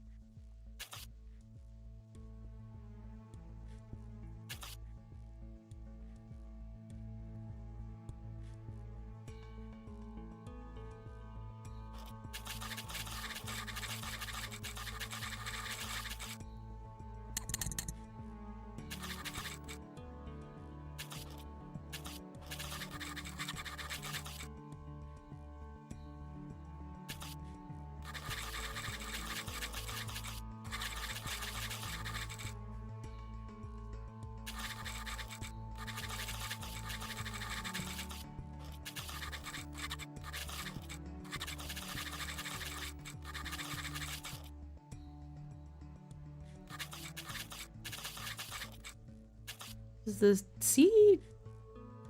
I guess it should be capitalized.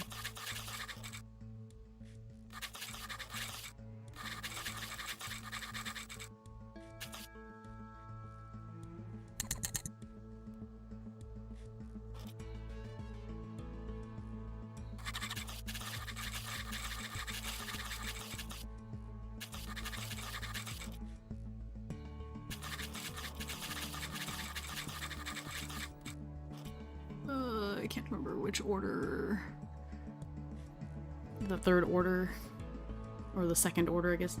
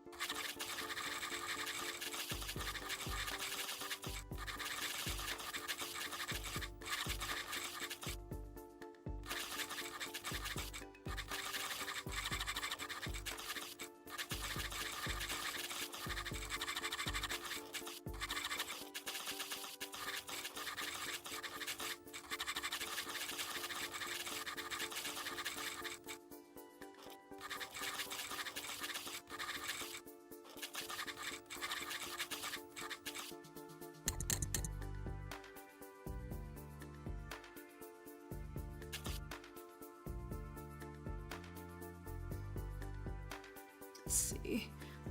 And by the way, any chance of another Rift Breakers stream soon? I'm having withdrawals since I didn't want to bring all my physical papers to Brazil, and it is a lot. Oh, I mean, maybe. I think with the DONOTHON and how busy Kappa has been, it's been a little difficult to schedule that. It would be nice though.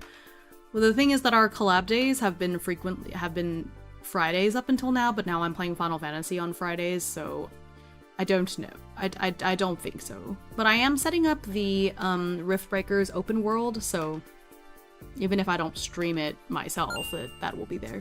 Hi, Nemu! Oh, that reminds me, Nemu, I have to message you later about about something. Hime, I miss you. I miss you too. We're gonna meet very soon, though. I'm excited. I'm excited to eat lots of yummy things. I have to message you later about that. Gotcha. Yeah. Yeah. I'm so excited for all the good food. I just went to the Korean bakery this morning. It's going well. Yeah, we're about to go fight this monster in this game. I woke up early this morning and the husband and I went to this new bakery that opened down here. Apparently it's from California. It's called like the Smoking Tiger Bakery. It was really good. It's like a Korean bakery. Yes, yeah, so they built one. I mean, there's probably one in Houston too, but I love that place. Yeah, we went this morning. They had their soft opening this week, so we went and got a bunch of pastries, and then we went to the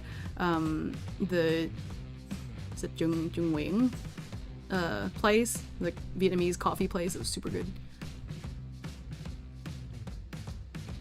Jung Wing. I actually don't remember what the accents were on it. So I had my pandan cream latte. Ah, that was so good. It's already gone. I'm excited. I'm excited for all the food when we go to Offkai. I need to make my little graphic saying like I'm going to Offkai. Yay. Yeah, other people are going to network. I am going to eat good food, go on a food tour. Who cares about networking? I'm excited. But yeah, things are going well. I'm wrapping up this scene and then we're gonna go fight the monster. Gosh. And hopefully don't die. That'd be nice.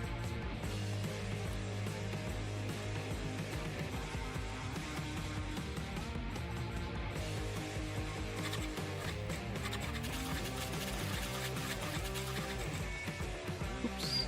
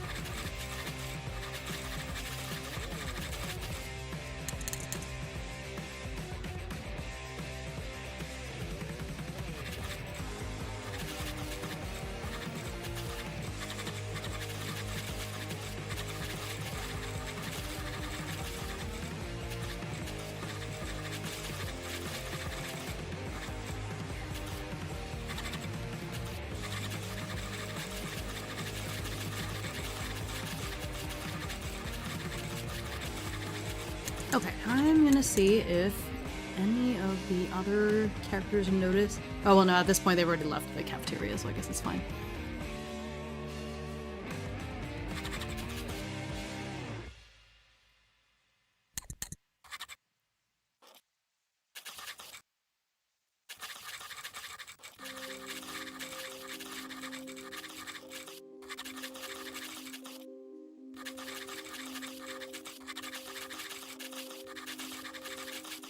Okay, so let me read out this scene and then we will do the showdown. That's exciting. Okay. I read this part of the library. Okay. Making his way to the night barracks proves to be more of an ordeal than Cale expected. Practically speaking, he's never been there. Even after getting some guidance from Irvine, the sun is high in the sky by the time he gets there. Coincidentally, Cale arrives when the night trainees are on their lunch break. After explaining his situation to the staff, they lead him to the cafeteria where all the trainees are currently stuffing their faces after the grueling morning training. Interestingly, his three friends are not sitting together. Orion happens to look up and catch his eye, so Cale walks over to them. Cale, how are you doing? What brings you here? Hi, Orion. I'm doing well. I'm actually here on guild business. Guild business, eh? Look at you moving up in the world. Cale explains the nature of his assignment to Orion, who nods attentively as they listen. Do you think you'd be able to help me out? Actually, yes. Lucky for you, I'm in the first order. I have a little more freedom compared to the other two.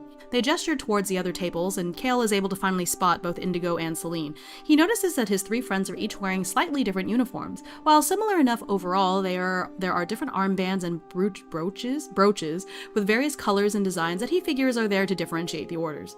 Celine's in the 5th order and Indigo's in the 4th. They don't say it, but Cale imagines that being in the 1st order of the knighthood is a pretty big deal. Cale accompanies Orion to go speak to their vice captain. Vice Captain Ashahide. The vice captain, relatively young, though older than Orion and Cale, introduces himself to Cale as Rowlin Ashahide. He looks kind and easygoing. After Orion explains the situation, he readily gives permission for them to go. You'll have to report the results to the captain after. Can I have a look at the assignment file? Sure.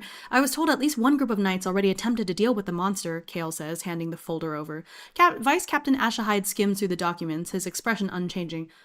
I see. Yes, it appears they sent... yeah, it just occurred to me.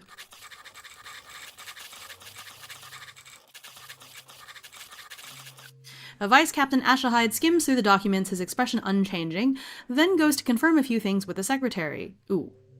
Oh, it just occurred to me, I did not open the fishing game or the RPG game. My bad. I actually only just remembered because I guess Elle is about to stream, because I saw him open it, and then I realized I did not open them. My bad. I didn't see anybody try to use the RPG command or anything, but so sorry. You can now. Maybe I will.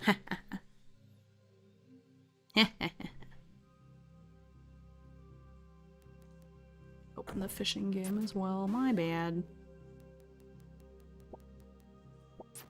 There we go.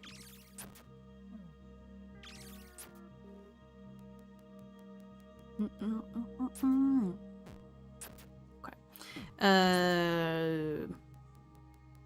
Where was I at? His expression unchanging, then goes to confirm a few things with the secretary. I see. Yes, it appears that they sent the 2nd order to deal with it. It says here the monster is resistant to fire? Yes, but in my research, I found that there are some monsters capable of temporarily gaining resistance to certain damage types with a barricade. I suspect that's what the Strangler was using to mask its weakness, Cale explains. Vice Captain Ashahide nods thoughtfully. I see. Either way, I'm sure our little prodigy here will make short work of it. He gives Orion a big pat on the back, causing them to flinch a little. No pressure, right? Orion asks, an eyebrow raised. Oh no, there's loads of pressure. I'm giving you permission to go deal with this and skip out on afternoon training, so you better not come back in defeat, or else the captain will probably double your morning training tomorrow. The grimace on Orion's face clearly communicates to Cale how undesirable that would be. Suddenly, he feels rather responsible for his friend's well-being, too. With permission thus granted for Orion to leave for the day, the two of them make their way towards the factory. Remember to save thy work, stretch thy limbs, quench thy thirst, consume thy meal, attend to thy pets. Thank you so much, Kruznik. Yeah, those things are very important. Yes. Actually, is my cat here? No. She came, I think, earlier to investigate what I was doing and then left.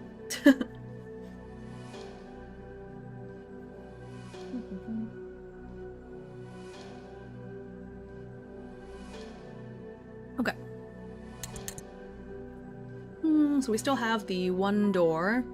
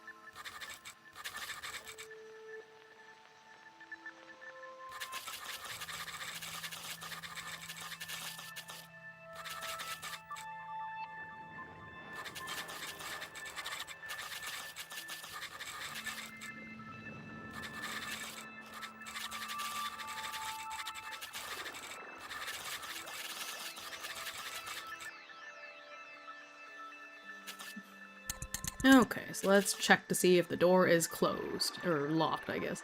Ba-ba-ba-ba.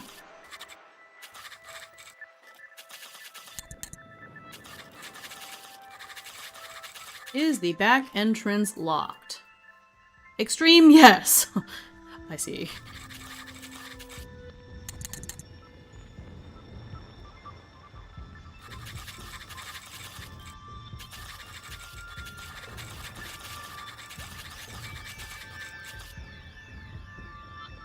I'm going to use this thing to see if they want to force their way through. I think that's going to be the option, or not the option, the odd.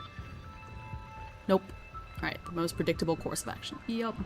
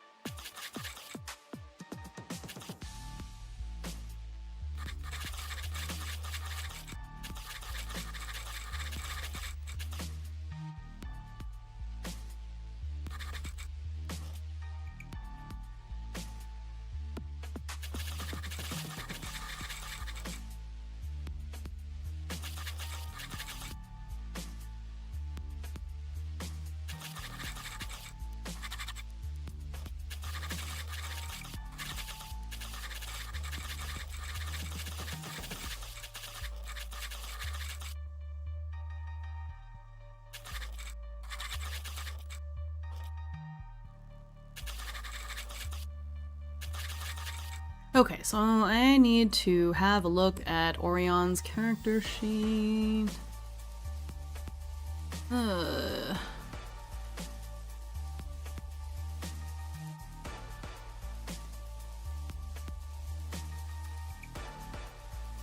Yep, Orion does have that flare magic. Oh, damage dealt by this spell ignores resistances. That's funny. So actually Orion's flare just goes through the barricade anyways. That's very funny. Okay, I need to redirect some of this.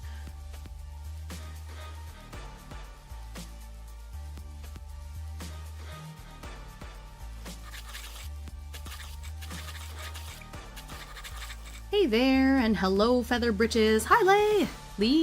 Lay? Is that what Lay?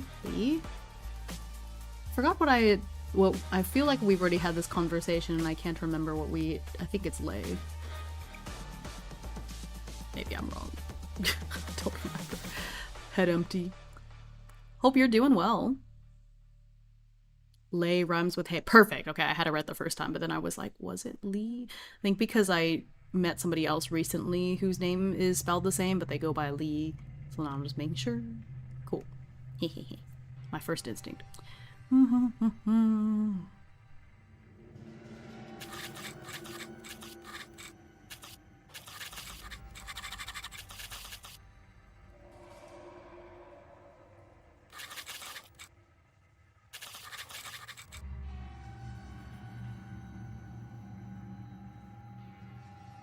does Cale have anything that has fire magic? I don't think so. Has the golden ginkgo, brave asphodel can be shaken, and then you do dark damage.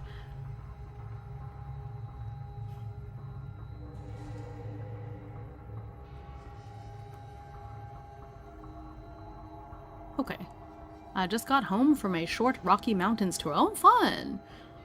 Thought that was really cool.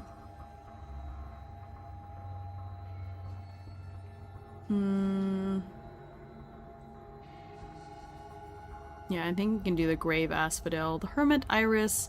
Actually, I think the Hermit Iris might still be good for him to do first. Spend 20.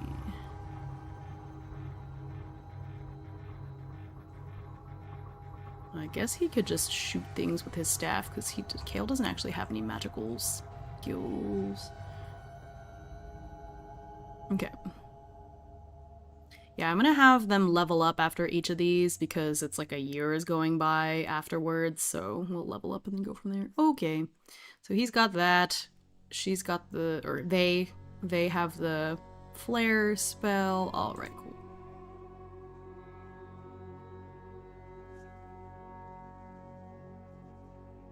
Saw mountain goats, bighorn sheep, elk, and even a black bear all in a 5-hour drive. Oh, that's amazing!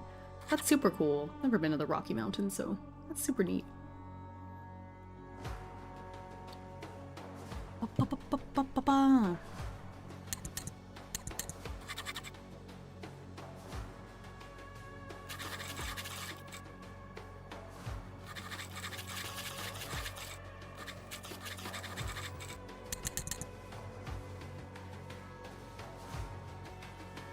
Guess it shouldn't be capitalized. Okay, so there's a battle thing here.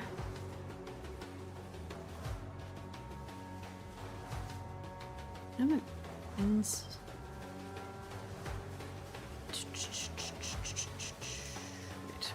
wait. Do I already have a battle thing saved, or do I not for this? Nope. I do not. Okay. Let me go back to the last time I did a battle and see if I can... I think I pretty much just did that. And then we just go. Okay. We're just gonna fight. There is its stat block. Vince Toxica. Alright. I mean, we're just calling it the Factory Strangler. It has a name that I made up, but that's okay. Okay, let me see if I can get like more of a battle music thing on.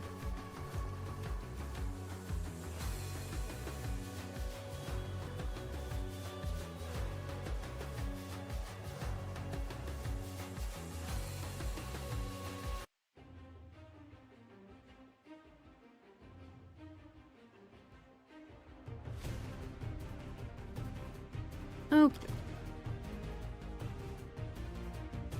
Okay, let's see. Initiative is 10. There's like a group initiative check that I have to do. Let me see. The Strangler only has an initiative of 10, so it shouldn't be that bad.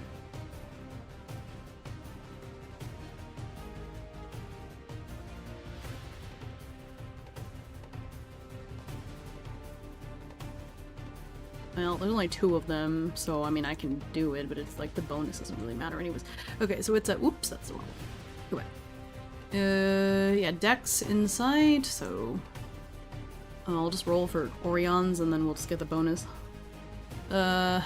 Dex Insight is a D10 and a D8.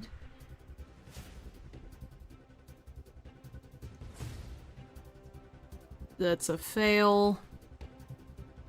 So Cale doesn't get any bonus, so Dex Insight is a D10 and a D6.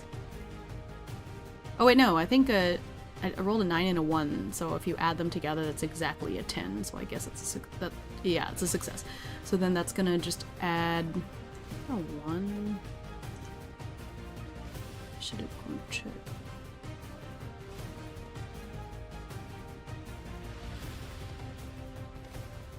Is it just a +1 because of the... I lurk, but howdy, hope y'all doing well and staying cool this summer. Thanks, Rex! Hope you're doing well as well. It is quite hot here in Texas, but I'm indoors, not too bad. Okay, well, let's just see. Cale is a D6 and a D10. That is a 10 as well, so I think altogether we matched it. But with the +1, is it? I think the way the group check works is it's just gonna be a +1 bonus from Orion succeeding. Let me see what group check. It's been a minute. I believe that's how it is. Yeah, the support check. Yep, it's a +1. Great, so it's 11. Melting in Texas, gang. Yeah, it's hot. Actually, how hot is it? I'll check. Let me see. Currently, it is 95 degrees outside. 96 degrees outside. That's great. 96 degrees. So let's see, 96. So in Celsius, that is 35.6 degrees Celsius. It's hot. It's hot, but that's okay. Okay, so we do get initiative to go first. So it's 11 versus their 10. 98 over here, apparently. Oh god, okay, it's worse where you are. So sorry.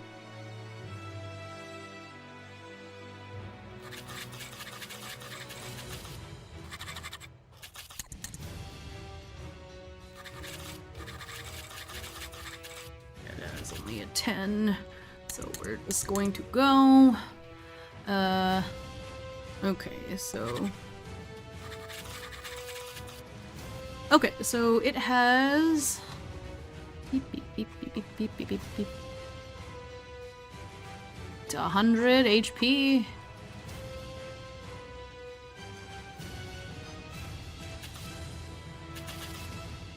Oh. I don't know if it's worth it to make it a counter. I don't want to hit 1, 2. Cale.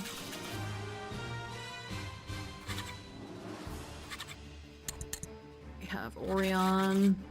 So Cale has 37 HP, or sorry, 35 HP.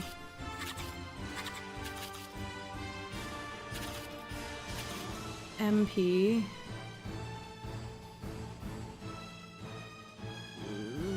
Where's it? 50.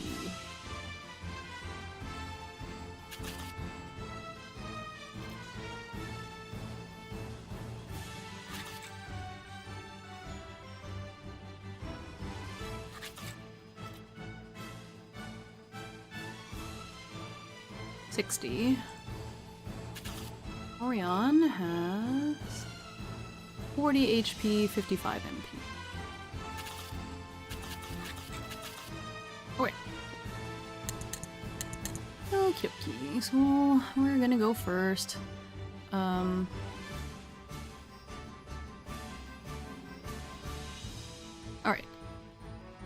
So the creature... Well, so we're gonna go first because we got the initiative. So Orion... I think Cale would want to go ahead and use the Hermit Iris, since the point of that is that he's here doing research too, so we'll just do that. Alright, so he'll do that on his turn, but we're gonna have Orion go first and just smack it. Okay, so Orion is going to use Flare. So that's an insight willpower check, so that's a 2d8. So,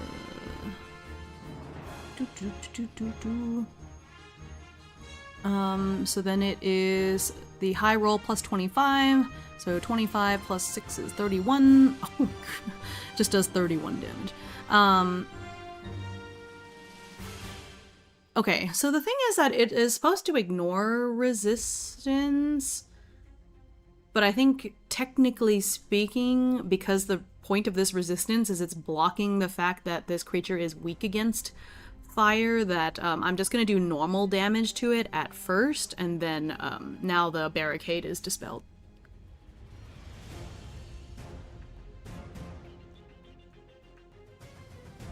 So they did 31 damage, so it's got 69 HP left. It's very great first move, I guess. Like, don't worry about...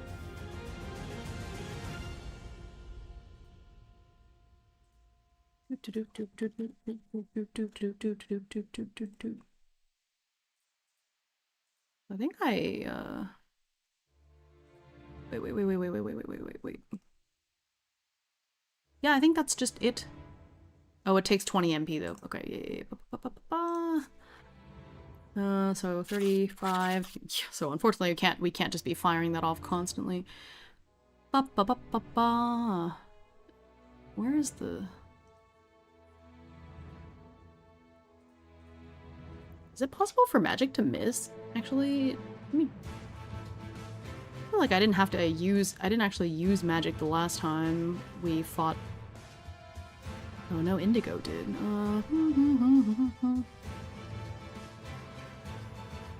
Where is it?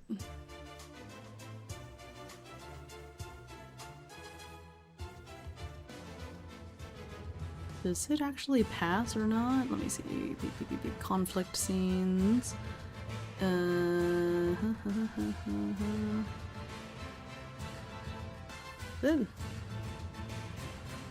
on. Need to double check this because this feels like a little... I know I've played lots of games where they're like magic just hits no matter what, but I don't know. Let me see. Initiative rounds, blah blah blah. Okay, there's no fixed duration, blah blah blah. Turn order is... Okay, attacks. Big difference isn't in the distance that they can cover, but the various skills. Blah blah blah blah. Okay, that's fine. Action. Okay. Spell. You cast one of the spells you have learned. Just double check, because I want to see if I can use for information. Okay, it's on page 114. Spells. They can be learned easily, only require a brief gesture to cast, but lack flexibility.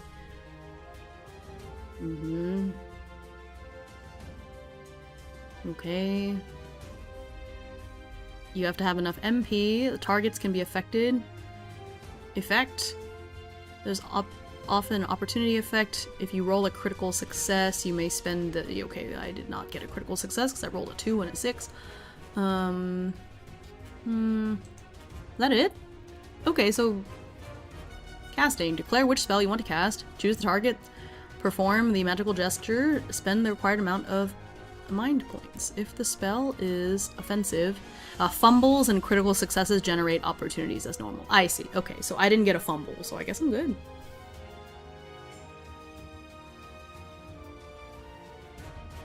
Okay.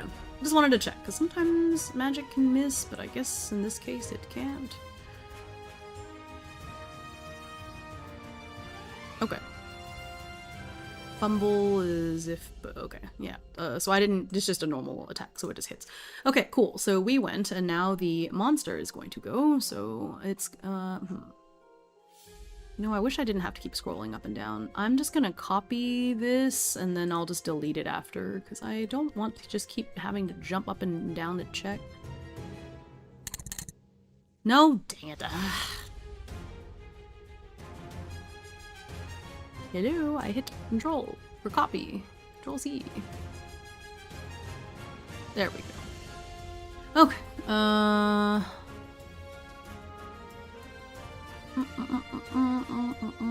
actually gonna use triple O on this too, so... Well, no, that doesn't make sense. Okay, let me just make the thing... Yeah! Okay.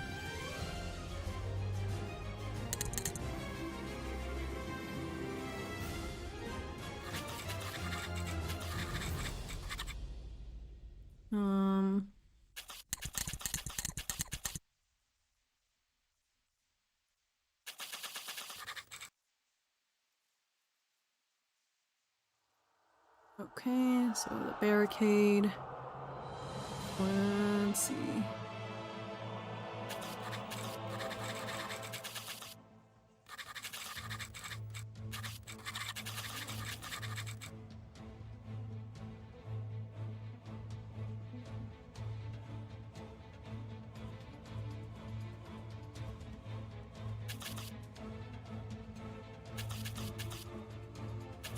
Okay, I think that's fine.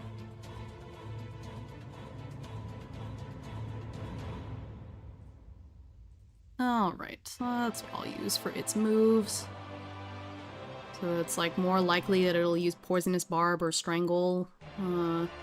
If I get something and it's out of MP, then I'll just roll again, and then that's just how we're gonna do that. Cool. So it's gonna use Strangle. I think it would make sense for it to go after Orion, who just hit it, so we'll do that. So it's gonna make a Dex and Might roll. It does have +1 to accuracy, so it'll be a +1 to hit. So Dex and Might is 2d8.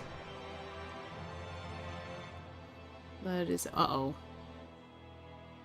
Woof! No, not the monster getting a critical success. Yikes. Yikes. Uh-oh. Uh-oh.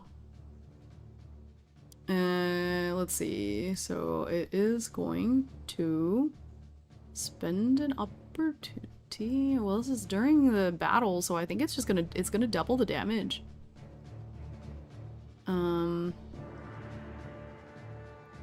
Shoot. Yeah, because in combat, check. Yeah, because this is not a check. So in combat, I think that just doubles the damage. Sheesh.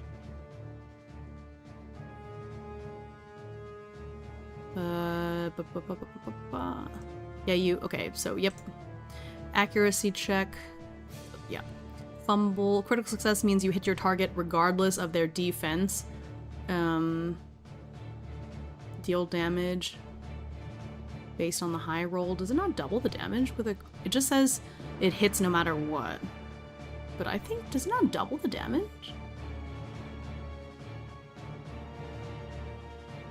I don't think it double damage? No?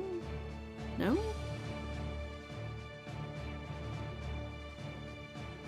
Can a critical hit not cause more damage?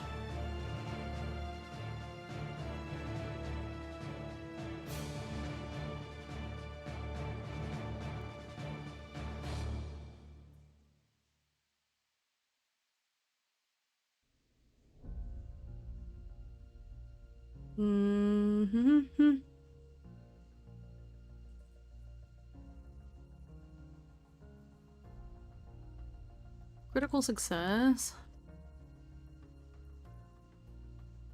It just says it triggers an opportunity. But the opportunities don't seem super useful in like in battle? Like, I feel like it should double the damage, but I don't see that in the book as like a thing. You discover one vulnerability, plot twist, progress. A creature suffers dazed, shaken, slow, or weak. I mean, maybe that. Hang on.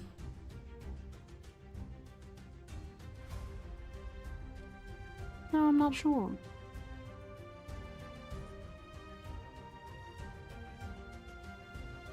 In the battle section, it just says you hit your target no matter what. So it just means it hits, but does it not? I guess it doesn't double the damage. Yeah, it just says decides to inflict slow. Okay. Okay, we'll just do that then. Okay. Yeah, so it is going to... Yeah, let's do poison. Makes sense. No, wait, that's not one of the ones that I can get, is it? I'm gonna poison anyways. Okay. Shoot! Okay, so its damage for Strangle is HR plus 10, so that does 16. Oh, it already causes dazed, so you'll be dazed and poisoned. That's not good.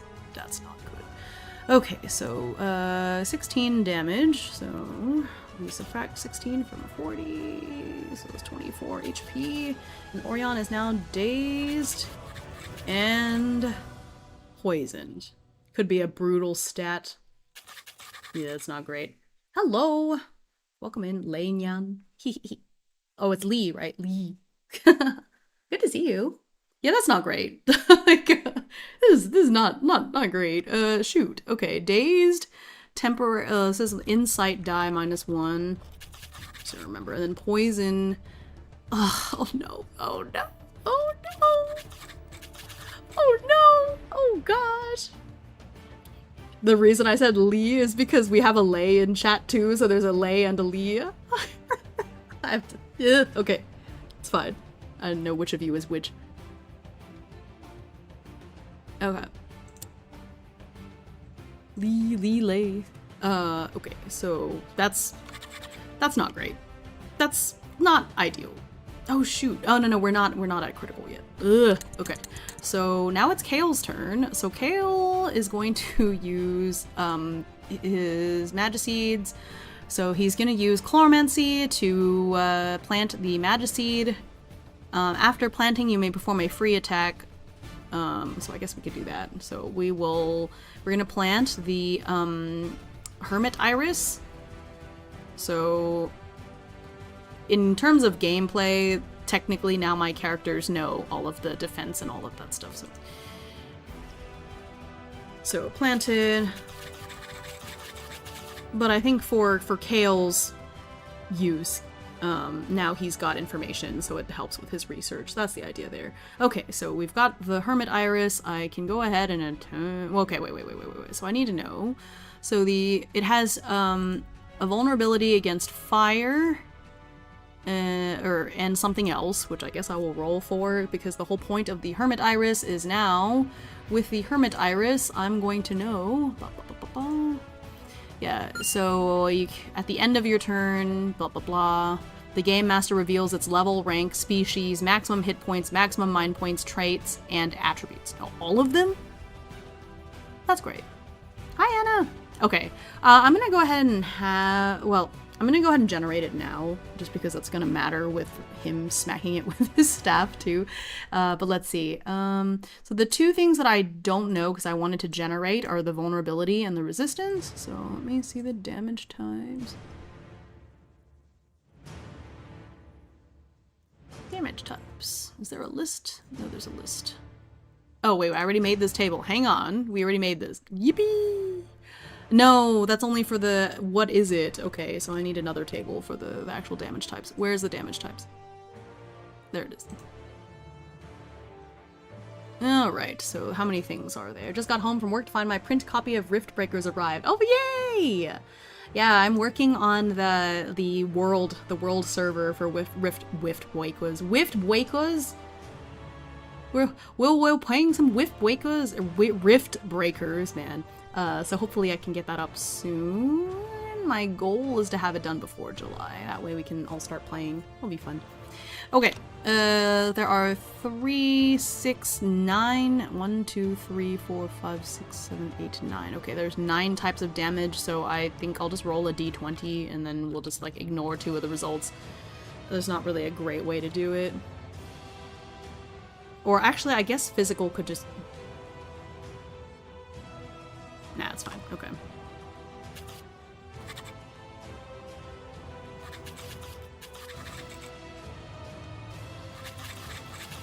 Do that. Hi, Unleashed! So... Physical... Air... Bolt... Dark... Earth... Fire... Ice... Oh, there actually isn't water damage. It's like... It's ice damage. That's annoying. Okay, light... That's wild! There's ice damage, but not water damage? Huh? Okay, I see. Hey, Ohime, what the bird up to today? I am playing Fabula Ultima. We are fighting this monster, and I just used the magical seed that lets me know all of its stats and things, so now I have to roll up to see what resistances and stuff it has. And poison.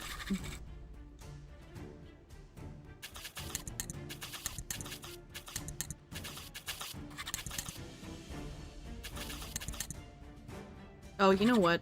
That's stupid. I'm just gonna... I don't need this. I'm just gonna make a table in the... Duh! Okay, hang on. Fabula Ultima. Where's my tables? New note. This is damage type. Physical, air, bolt, dark, earth, fire, ice, light, poison. 1, 2, 3, 4, 5, 6, 7, 8, 9. There. Casual game carpentry. Yeah, it feels that way, doesn't it? Okay. Nice. I can just get rid of that. Cool. So its other vulnerability is air. And then it has 2 resistances to physical. Oh, that's not good. And earth. Interesting. Okay. Well, that's not good. Okay, but he doesn't know that right now. He will find that out at the end of the turn. So we'll just, Okay, so if you have resistance, that means it only does half damage. That's great. Okay. So Cale is going to just smack it with his staff afterwards, because I don't think he has another weapon. I think it's just the staff. Yeah, say the staff. Yep. Cool. That's great. So insight. 2d10s. Not the double ones! I think we're double ones! Oh no! That's a fumble! Oh no! What happens? Oh no! Oh no! I mean, I know that's gonna hurt. I know that hurts, like, obviously it misses, but, does something else happen? Oh, when a player character rolls a fumble, they immediately earn 1 Fabula point. I love that for me. Give me my Fabula point. Where is my Fabula point? Where are they on this sheet? What? Are they on here? Those are EXP. Oh, here they are. I haven't used any Fabula points. 4 Fabula points. Sad bird. Yeah, it's a little silly. I know many people's vulnerability is their air or their airway. Good thing is it's impossible to roll 1 twice, right? Ha ha ha ha ha ha ha ha ha. Rift breakers, wife wakers, wrist rakers with bakers.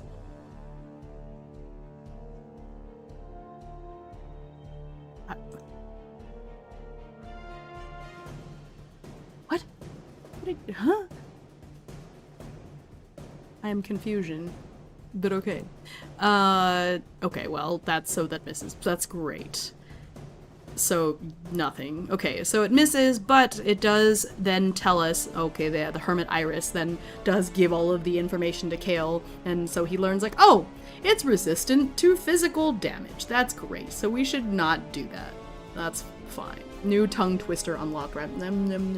Yeah. Okay, it is now the Strangler's turn, so it's gonna roll on its little table.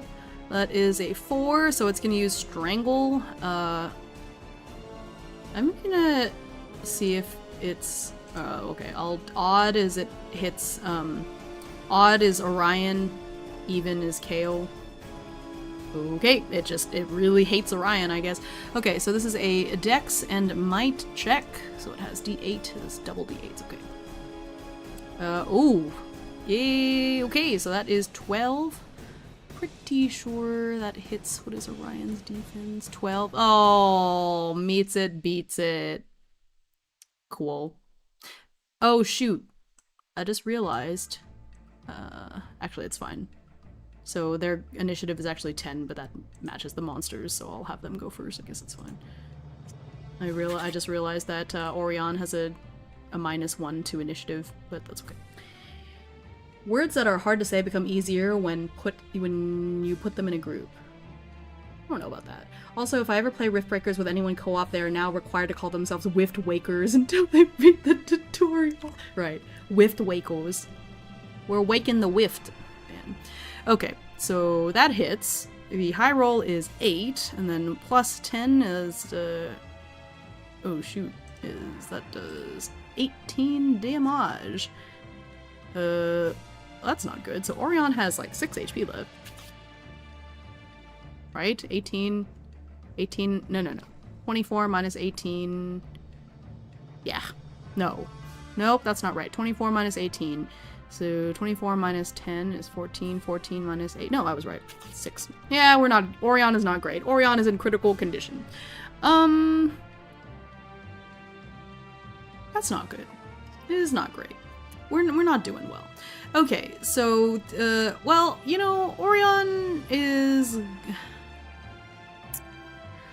I feel like Orion should probably still use magic, because their magic is going to do more damage to the Strangler than anything else. Oh, Cale can't heal, though. Can he? It can... Oh, the Golden Ginkgo recovers MP. Grave Asphodel. Nope. Hermit Iris. Reveal. Blah, blah, blah, blah, blah, blah, blah. Okay.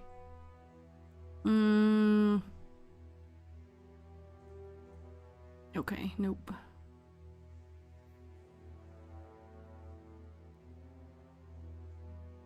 Okay. Well, that's not great. Yikes. That's a big yikes. Okay. Well, let's see. I guess I could just use my IP to heal. Yeah, I'm gonna go ahead and have Orion, or not Orion, I'm gonna have Cale go next and use a health potion. Can't remember how much those heal for. Or how many inventory points that's worth. Let me get that. A remedy is 3 IP. Okay, so I'm gonna spend 3 of my IP to generate a remedy for Orion. So that's gonna heal Orion back up to full. Cool. So we did that, and now the Strangler is gonna go. Not great, but it ain't over till it's over. Never too late for the clutch. Yeah, the thing is that Cale is super support. Can't heal. Shoot. Maybe that's what I should work on the level up, is see if there's any plant that'll help heal. Could see this being very inspiring for him. Alright, so the Strangler is going to use Strangle again. It is going to use Strangle on... oh, it's going to... Oh, no, it's Odd. So that's Orion again. Man!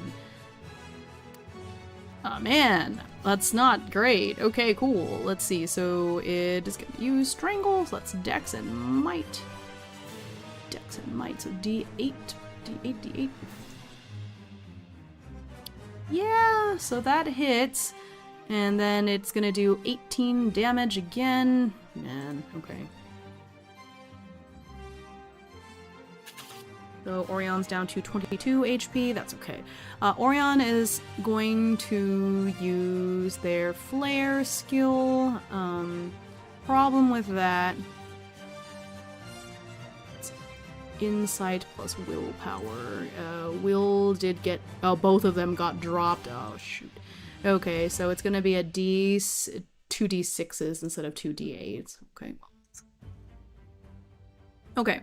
So that's 4 plus 25, right, for the damage. Flare, I think, is 25 plus HR. Yeah, so it does 29 damage, so it's still a good chunk.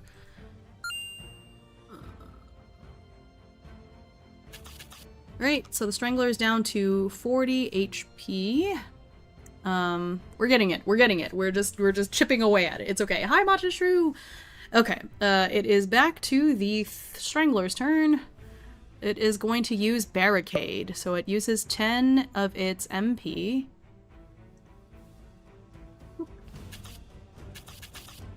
To use Barricade, so it gains resistance to fire again. Oh wait, I forgot! Ooh! I forgot! I forgot! Because during the time when Orion hit it with Flare the second time, it has a vulnerability to fire, so I think it should do... Does it do double damage? Yep, they will lose double, so it's double of 29. So it's just gonna lose another 29, actually. 40 minus 29. Right? Yeah. Okay. Okay, it's down to 11 HP, actually. That's good. I forgot. Well, so now it actually makes complete sense. I know it was random, but it makes gonna art fight. Good luck with your art fight!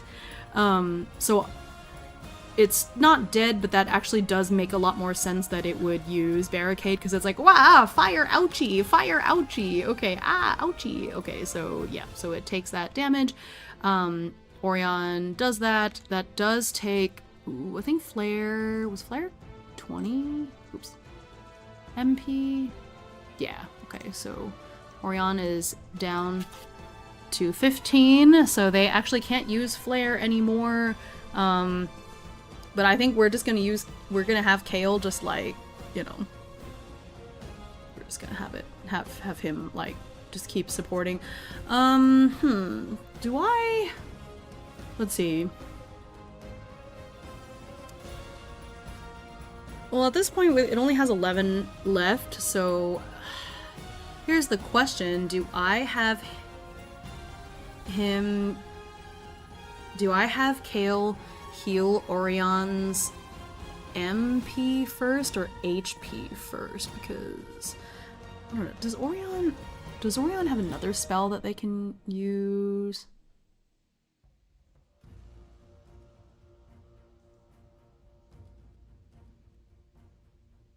Oh yeah, you know what? It's fine. We can use elemental weapon next, so that should be okay. So we'll do that. So we'll have him heal Orion's HP just in case. So that's gonna take another 3 of Cale's inventory points. So that'll put him at 2. Actually, I'll just put here IP.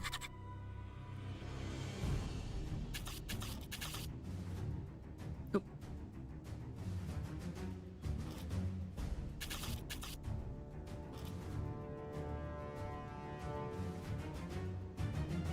Okay. Beep. Okay, so we'll do that. So, gonna have him heal up, so he pulls another health potion out there and heals Orion back up to full. So now it is the Strangler's turn again. So it uses a breath spell, so it's gonna use 5 of its MP to use breath magic on.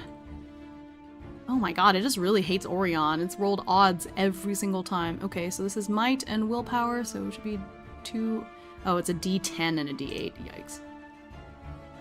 Ooh, ouch. Okay, so that is HR plus 9 poison damage. That's 19 poison damage. Okay. Okay. We're already poisoned, so that's fine. Okay. So Orion is going to use 10 MP to use Elemental Weapon. And we're gonna imbue... Well, that's a nice thing, is that we know now, so Cale would have shouted out that it also has a vulnerability to air. Barricade only lets it gain resistance to fire, so if we have, I'll just have Orion imbue their weapon with air, so it's gonna do air damage instead, and so then it doesn't matter what the barricade has. Okay, so then with that, if you have that weapon equipped while you cast the spell, you may perform a free attack with it as part of the same action. Yippee! So we're going to go ahead and have Orion attack with their rapier. So this is a Dex Insight. Ooh, I think both of those are... Yeah, Insight is down. Oh, Dex is fine. So Orion's Dex is the same, but Insight is down. So Dex D10, so it's a D10 and a D6. So that's an 8. Oh shoot, I don't think that hits.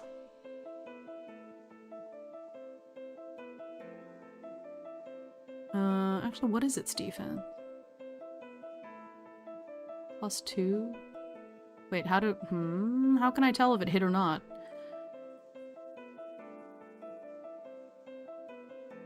Normal armor from each weapon does a dex plus... What is its defense score? It just says defense +2. What is its defense? Hang on, let me look at it.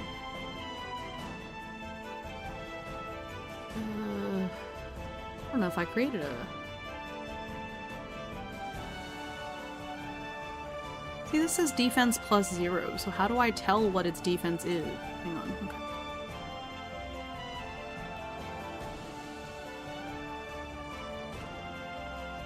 Huh. It's +1 damage. Oh, no, it's... Accuracy is the dex plus insight +1, so it's 9. But how do I figure out how much defense the monster has? Because the stat block doesn't actually have the...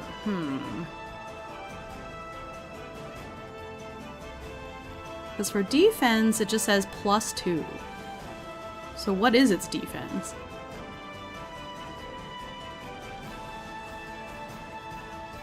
So how do I know what it...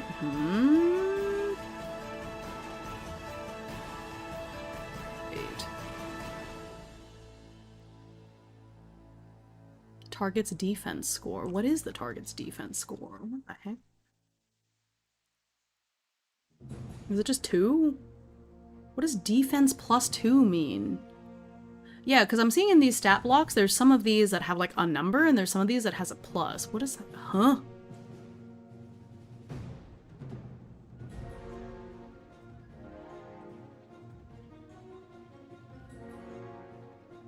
What does that mean?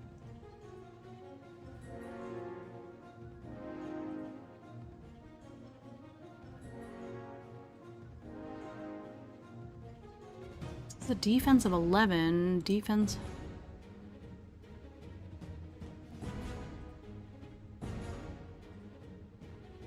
Formula to calculate the wearer's defense and magical defense. Oh, okay. It'll be a dexterity roll +2. Interesting. So this is a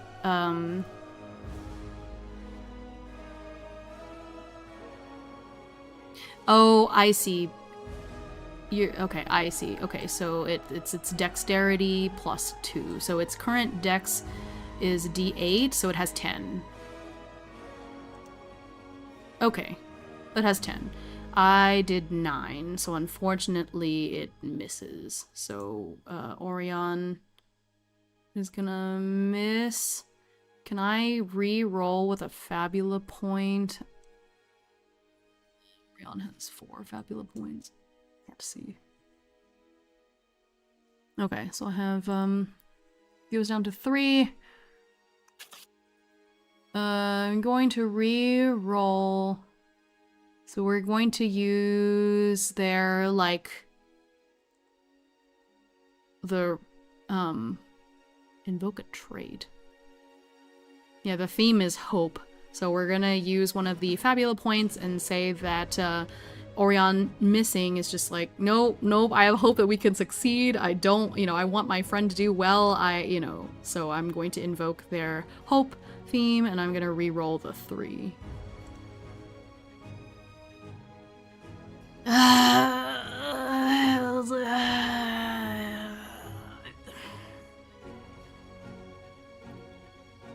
Of course it would be lower. It would be lower the second time. Okay. How many times can I do this? Can I do it multiple times? Seems a little unfair if I just keep...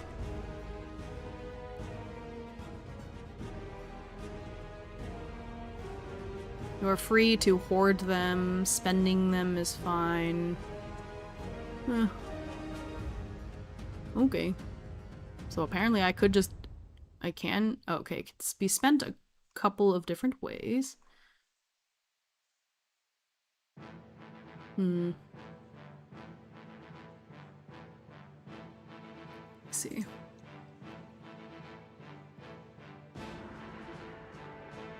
Spending the points. Modify, blah, blah, blah, blah. I mean, how many... Is there a max to how many times I can spend it? I don't think so. I think I just can't cash in on the same thing again.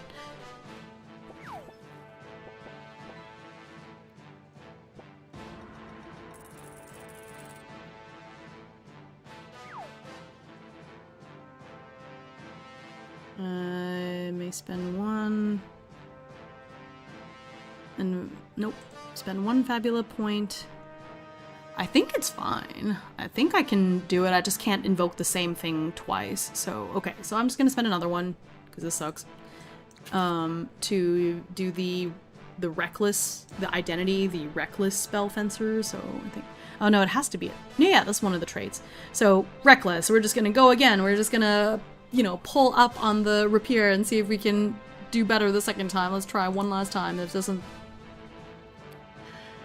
Great. I rolled a 3 and then a 2 and then a 1. Alright, so I think this is just not meant to be. So we missed. That's fine. Cool. We missed. That's great. Alright, so now it is the Strangler's turn again. It already has Barricade up, so I'm going to re-roll.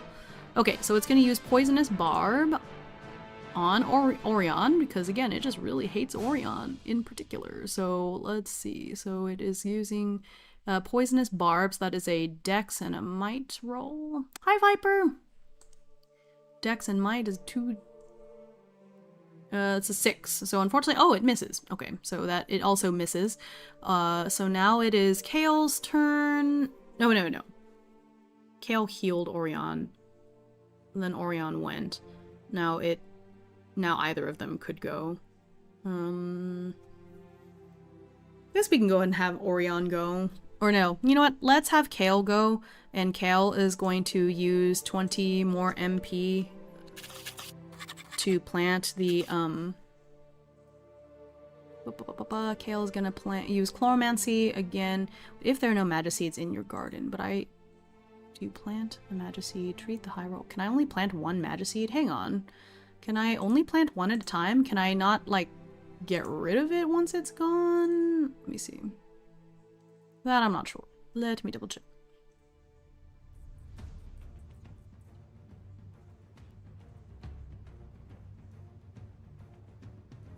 Yeah, because it says if there are no Magiseeds. Okay, let's see. The garden. When you plant, your garden is an abstract space. Your garden can only contain one Magiseed at a time. They're automatically removed at the end of the scene. I see.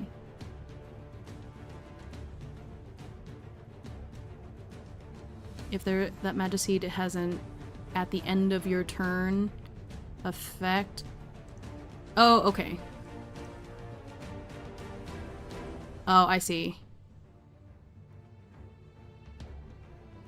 Not any... Okay, actually, let me look at it. I should have put this... I think I messed up a little bit. I messed up, I think.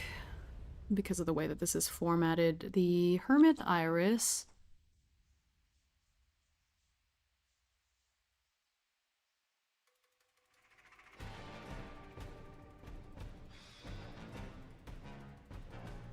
Oh, and affinities. Okay. It should be... It's been 3 turns, so the Hermit Iris would be gone now.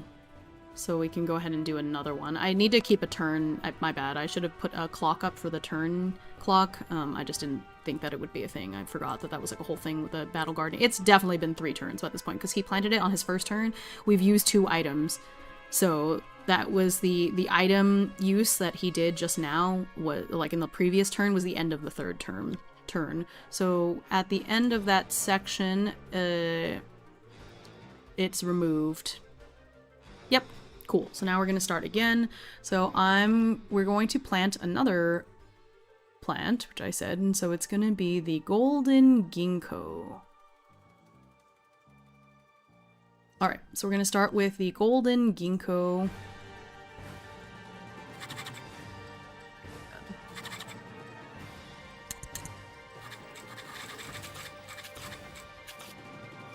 Okay, so it starts at 0.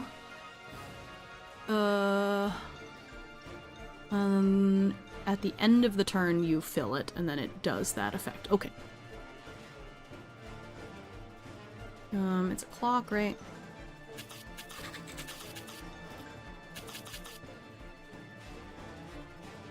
I'll do small.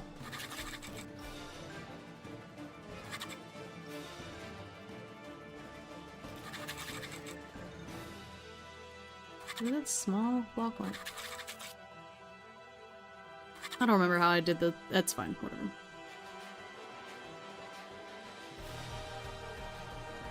It's fine, whatever. Okay. So we filled that out at the end of the turn.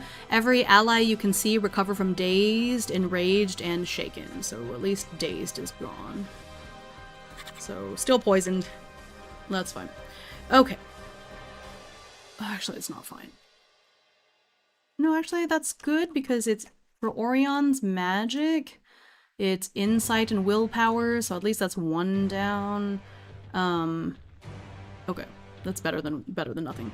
So instead of 2 d6s, it's a d6 and a d8 at least for insight. Oh, but oh shoot, does Orion's rapier? Yeah, rapier's dex and insight. So actually that's great.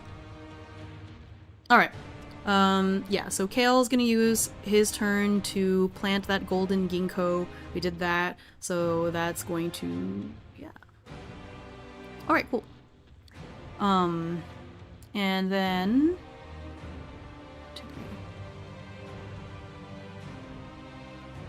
wait a second. Is it at the end of the 4th? Oh yeah, okay, no, it's fine. First turn, second turn.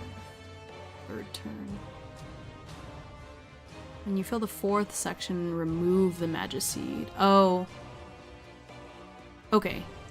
Okay. Actually, I can't do this yet because we still have 1... Yeah, because we planted it, and then we used 2 potions. So we need to wait 1 more turn until he can plant the golden ginkgo, so actually never mind. We still have the other one, but that's okay. So I'll just leave this here for now. And then we'll come back to it in a second. So on on Cale's turn, inventory points, can we like use an antidote maybe?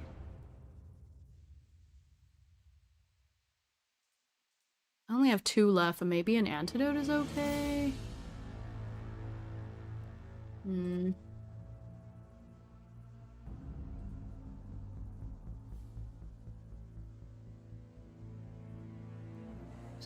The wrong thing. Inventory points. So let's see if we can at least get an antidote. Tonic. Okay, yes, actually I can. So I'll use the last 2 of Cale's inventory points to get a tonic to heal Orion's poison. And we'll get the dazed next time. It's fine. Maybe we should heal the dazed now. Because, yeah, that actually might be better because, yeah, you know what? Let's go ahead and do that because the poison doesn't really matter so much for Orion's, like, attack, so we'll do that. Okay. So we'll do this. Okay. So it is back to the Strangler's turn. It's going to use a breath spell, so that's another -5 to its MP. It is going to use the breath spell on... Okay, it's finally going to attack Cale instead of Orion. Okay. So it's might and willpower, so that's a d8 and a d10. Well, luckily that's a 1 and a 2, so the high roll is a 2, so that's 12 damage to Cale. Alright, not too bad. Okay, so now we're gonna do Orion's turn.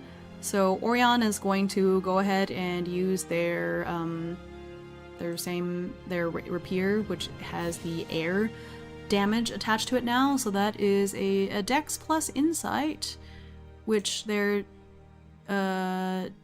Insight has been healed, so it's just their regular stats now. So Dex and Insight is a d10 and a d8. Plus 1.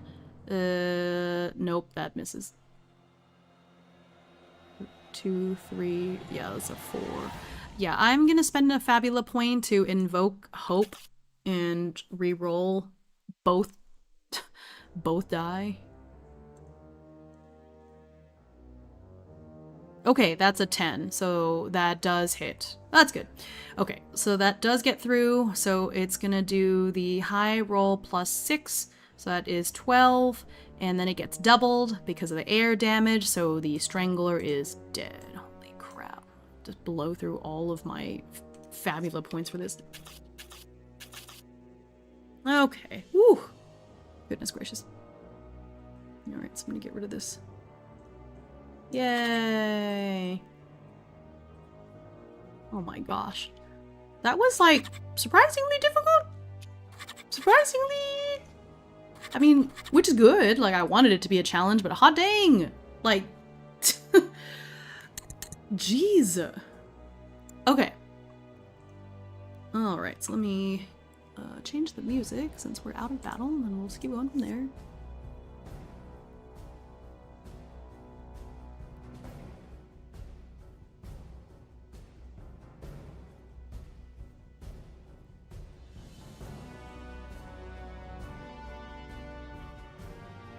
Let's see, such a battle, much injured, yeah.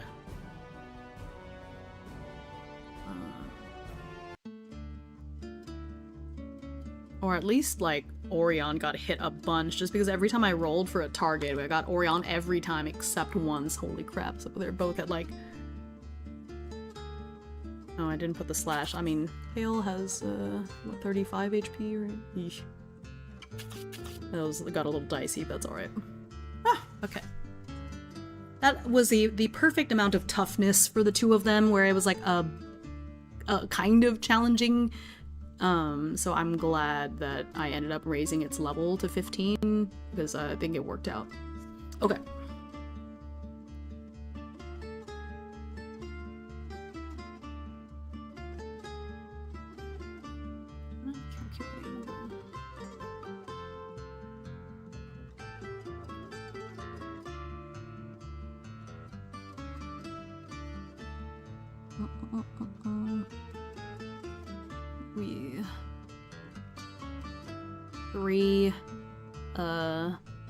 So we spent 3 Fabula points, and then there's technically 2 characters that are participating, so I think they should each get 5 experience points.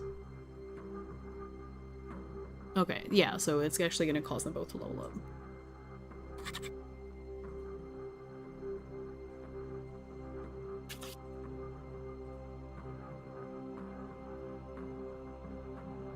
Wait, he already leveled up. How did he level up and... 3, 4, 5, 6... Oh. I don't know why he leveled up and they didn't? Did they level up previously and I just forgot?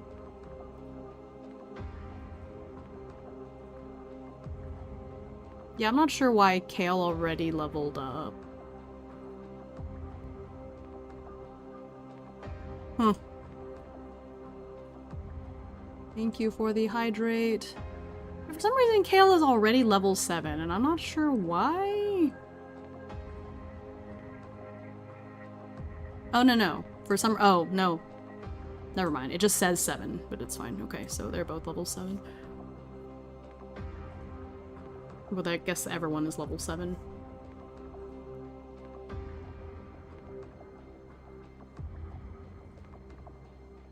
Because the whole party levels up together. So I'm at 0 EXP again.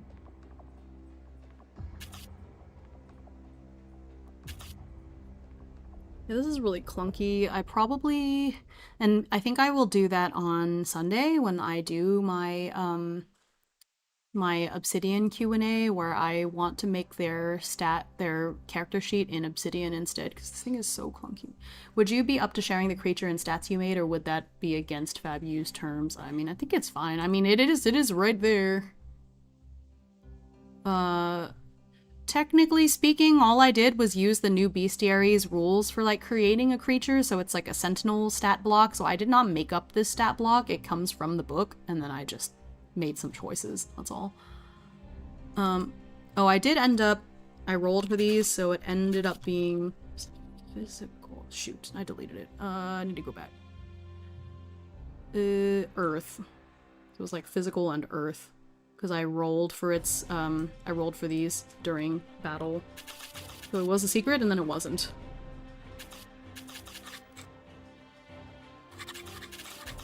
Whew. I don't think it's against the terms. I feel like they're pretty open to what you use it for, but let me double check.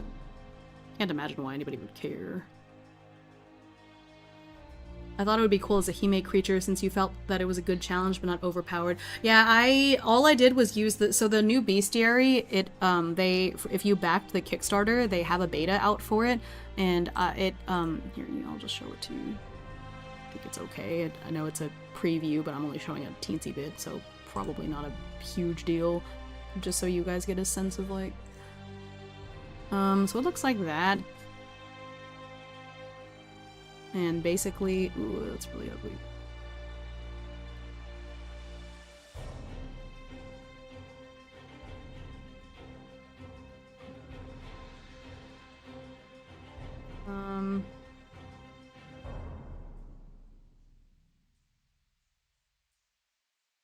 I haven't backed the bestiary yet. I knew it was not out for retail. Yeah, because it's, I think you only get the beta if you backed the Kickstarter, so. I mean, clearly not plant creature from the book, because many of the plant creatures in book are hot ladies. Yeah, usually how it goes. Yeah, so this is an example of one of the archetypal type stat blocks that they created for this bestiary. So it gives you an idea based on the type. It has this stuff. So for example, this is a sentinel type, so it's supposed to be defensive, and I chose this because this creature is meant to be a defensive creature because it is just kind of like holed up in a corner of the factory, sucking on steam and getting strong. So it starts off at level 5, and then if you are leveling up the creature, it has these little things for stat changes, and then it's like, these are the skills that a sentinel has, and blah blah blah, here's some variants. And so I took the elite variant, and then I made it level, I think it's technically level 10, but I made it an elite, so it's an elite level 10. I think that's how I did it, yeah. So, yeah, I created this creature, but only in the sense, but I didn't go out of my way. All I did was follow the instructions in the book. So even Barricade here is one of the Sentinel roll skills and everything, so, I don't mind sharing the stat block, but it's nothing super special. It's just from the book. Yeah, I put level 15 because that was my, like, it's level 10, but it's an elite, so in my way, it's like kind of a level 15. That's just the way I did it because both of the characters at the time were level 6, and so I was like, well, if there's 2 of them, 6 plus 6 makes 12, so if I make something that's level 10, it might be a little too weak, and this is meant to be a challenge, so I made it an elite, and so it has more HP compared to what it would normally have at level 10, etc, etc. So all I did was take the stat block from the book and then make some decisions.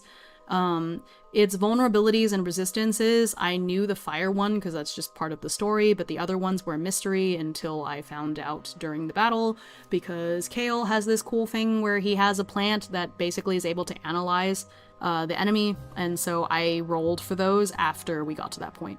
Love those little piranha plant guys. I know, right? Hi, Hexy! So yeah. So all of this is in the book. I just made the decision. So for example, this was supposed to be like a physical attack. I'm like, well, the thing is it's a strangler, so I'm going to call this physical attack Strangle for like the, you know, the flavor of it. But that's how I did it. So I'm really excited for this bestiary to come out because I know one of the major complaints that people had was, oh, thank you for the gift membership.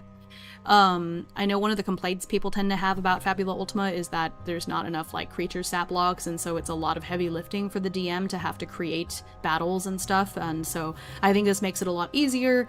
I mean, y'all saw when I rolled up this monster on the previous Fabula Ultima stream, it was pretty simple, pretty easy to do, so pretty fly for a plant guy. I mean, it did not fly at all, and it was weak against air, so I don't think it was fly in any sort of way, but yeah. I used the Chepeku token creator to make this, but yeah, it strangles. It's a poisonous plant that strangles, but the main thing that made it a challenge for others was that it used Barricade to gain resistance to fire, so there was that. It's a fly trap, I suppose. Botany Brotherhood, that's funny. Whew. I will very likely grab the bestiary when it's available. I'll likely be able to get it by then. I've been doing very good at holding myself back from diving face first in this system. Yeah, that makes sense. And the bestiary is still going to be a while because they have to, I don't think it's not, I think it's basically text complete, but I think they're still waiting on art to finish. Something like that. I don't remember.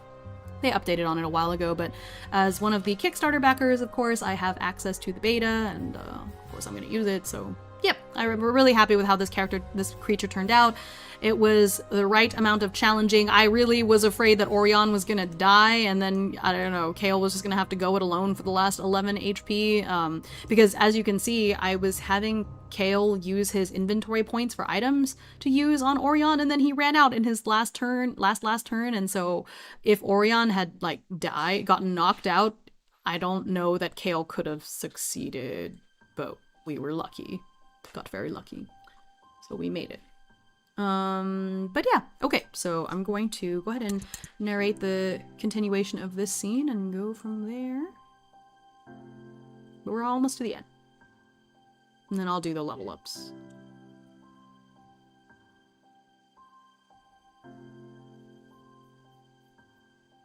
Okay, let me see.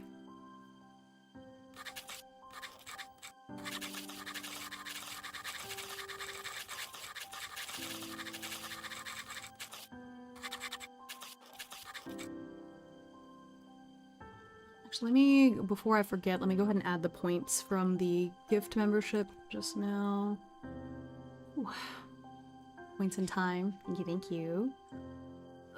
So it is 6 points.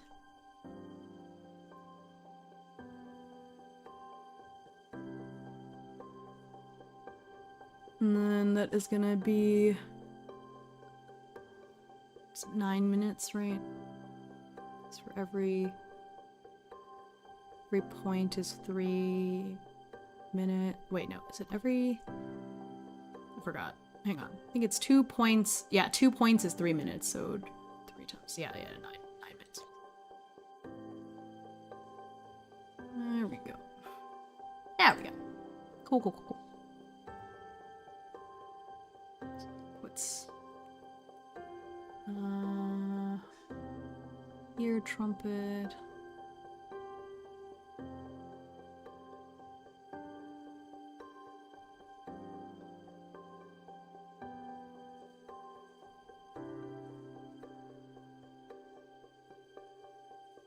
Let's see about 18.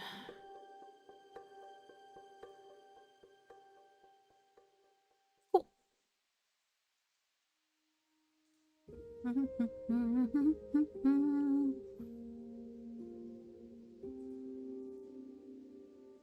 Okay.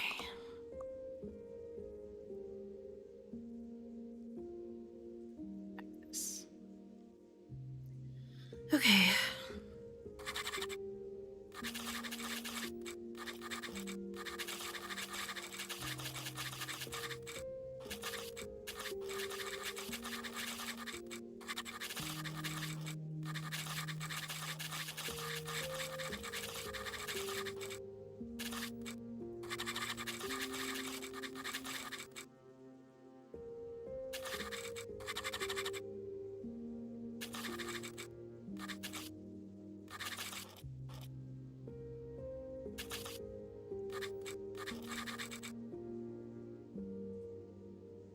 It's the Hermit Iris.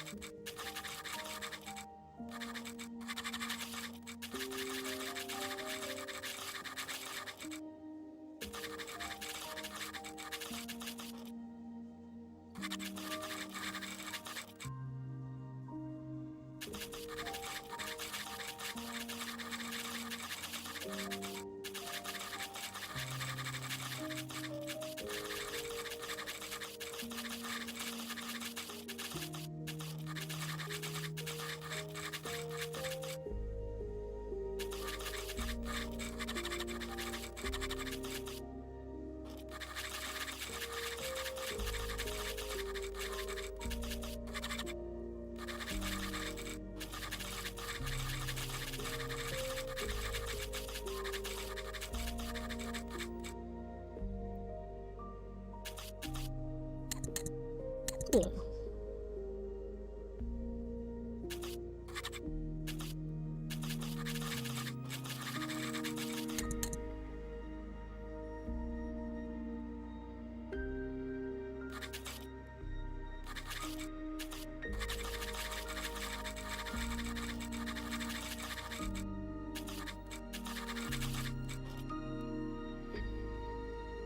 You have the time to infuse me some wine and know it needs to ferment some.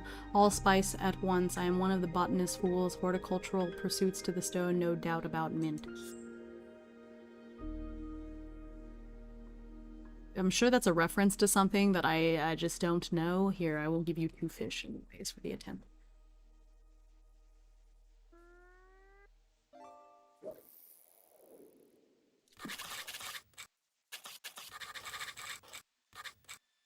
Ah, okay. I see.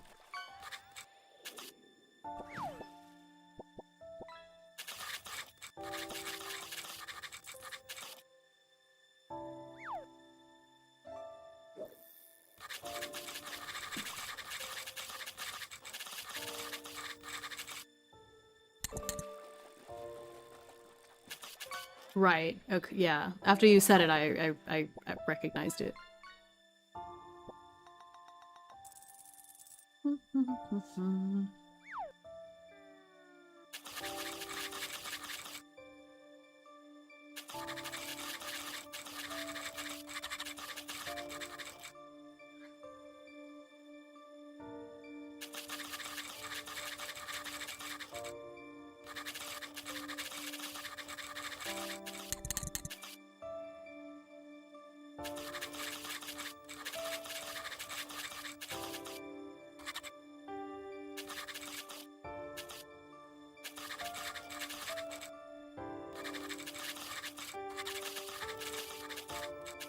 Gotta lurk now. Have a good stream. Love y'all. Thanks, Hexy.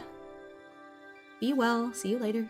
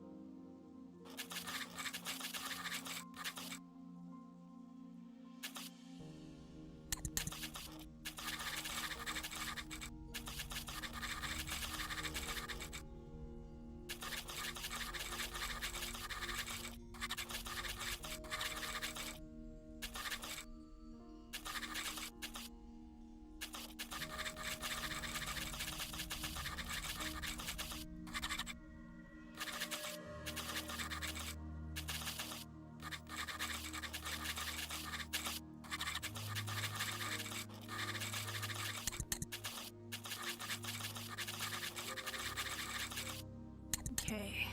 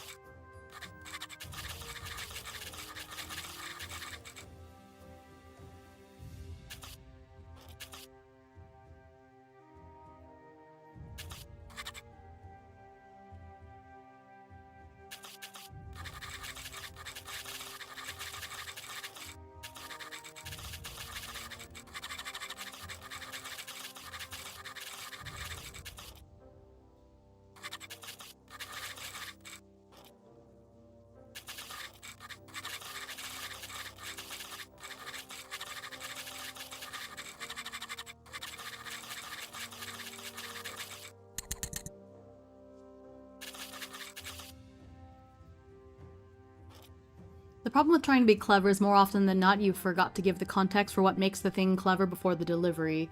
I think it wouldn't be so bad, except that I am not super cultured. So, like, you know, it is a little tough.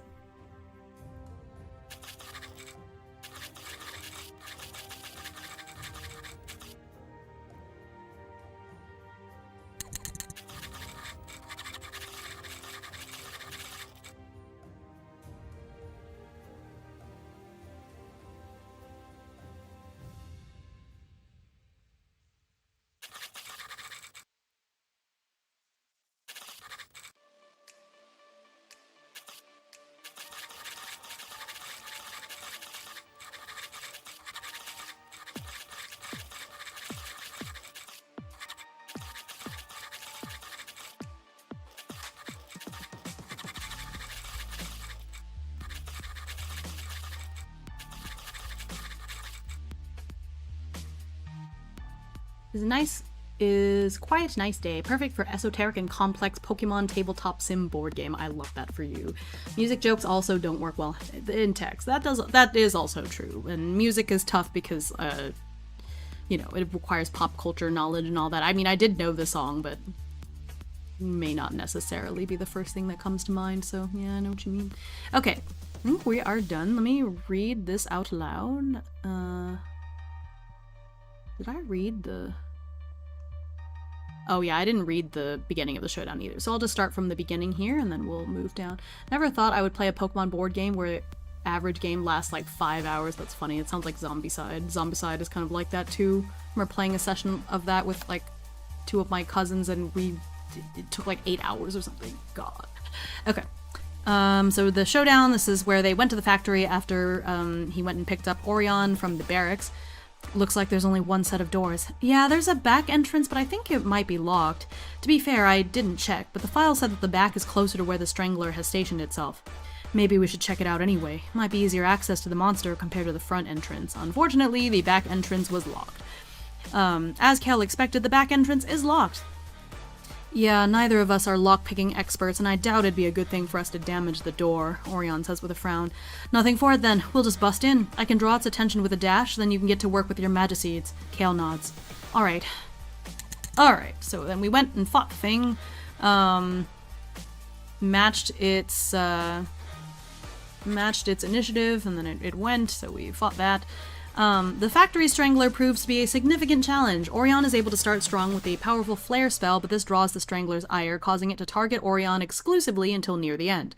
Cale cultivates a Hermit Iris Magiseed in order to gain information about the Strangler and add to his research, then acts as support for Orion so that they can keep fighting. It turns out that the creature is also weak against air magic, which Orion switches to once their mana runs low. Ultimately, though both of them get a little battered and bruised, they are able to take down the Factory Strangler. That was a close one. It might do you some good to look into plants that aren't support-based, or maybe something that can heal physical wounds. I think you're right. Well, with this I should be able to properly join the guild and start researching just that. After thanking his friend for their help, Cale and Orion go their separate ways for the day. Cale returns to the Royal Floralist Guild Hall and reports to Guildmaster Portia about the results. I was hoping you'd be able to take it down, but who knew it'd only take you 2 days. I did have help from my friend. It's not as if I solved this alone. Being able to attract good friends is a skill in and of itself. And besides, your research illuminated the barricade magic, which was instrumental in this case. Give yourself some credit. Right. Thanks, Guildmaster. Welcome to the Royal Floralists, young Marsh Gem. I have high hopes for your development. Cale trades his temporary membership card for one personalized with his name, holding a green gem instead of the blue one that was on the temporary card. The fact that the Guildmaster had it ready makes it truly feel that she believed he would succeed. Her belief in him is heartening. I'm looking forward to reading your research report on the Factory Strangler, though, first things first, you may want to come up with a better name for the creature. Right, Cale replies with a bright smile. With that, Cale has taken his first steps towards becoming an established Royal Floralist. He's learned a lot from this case and feels his heart swell with hope for the future. Yippee! Yay!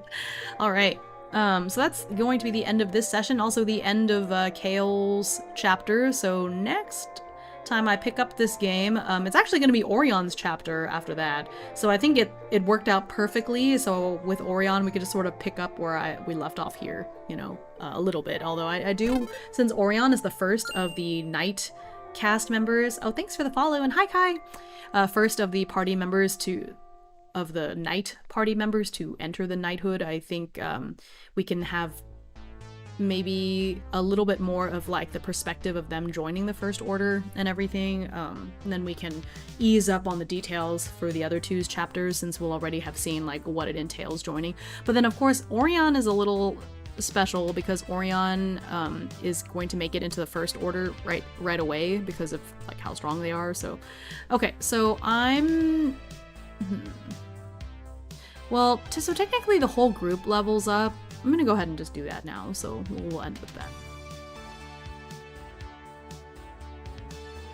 Okay, so level 7. I'm gonna level up 1 in Floralist. So let's see. What do I want to do? Floralist.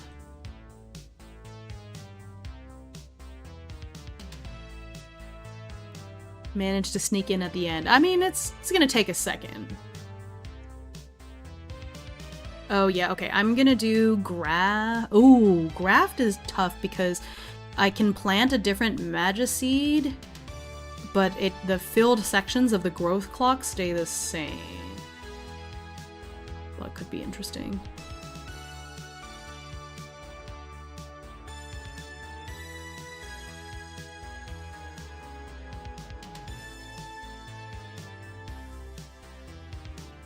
Okay.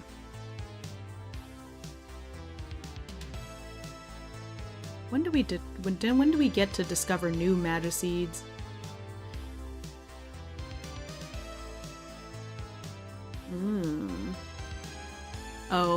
Oh, by Chloromancy. Okay, every time okay, that's fine. I need graft. I need to be able to like remove seeds and stuff. So we're gonna take graft now.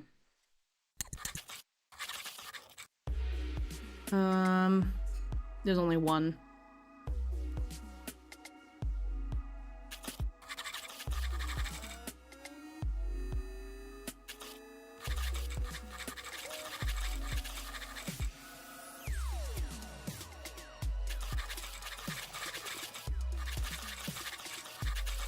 Okay, so basically I get to remove a Magiseed from the garden, plant another one, but the growth clock stays the same, which could be good or bad depending on which Magiseed it is. But okay, neat. Okay, that's nice. So, when he levels up again, I can get Tree of Life. But Tree of Life is only useful if the creature is in crisis. So because it lets you heal, but you have to be in crisis for it to work, which is kind of not great. It may be better to you may use ritualism to create, animate, or control vegetation. Oh, that might be nice. Yeah, I wonder, so is there a Magiseed that lets you heal people? Because that might be better than, let me see. Resistant to blah blah blah, resistant to blah blah blah. I got the Ginkgo. Grave Acid Hermit Iris, Lunar Magnolia, Ocean Lotus. Oh, that's kind of fun. Ooh, the Pilgrim Gazalea lets you recover inventory points. Remedy Lily. That's the one. Remedy Lily lets you heal. And it lets you recover from poison, slow, and weak. So yeah, okay. So next time he levels up, we'll level up Chloromancy some more, because I don't think the Tree of Life one is very useful, because it only lets you heal people if they're in crisis. So it's like situationally useful, you know, so I think I'll skip that and just work on discovering more Magiseeds, and I think that's fine. Cool. Okay, so that is his level up. Orion is also level 7 now. Do we want to level up an Elementalist or what? Let's see here. Hi, Instant! We are leveling up, or we leveled up to level 7, so I'm leveling up my characters.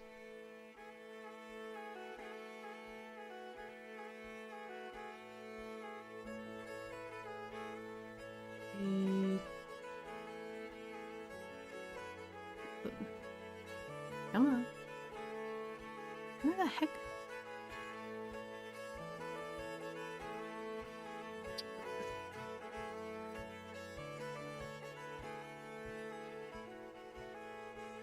Elementalist.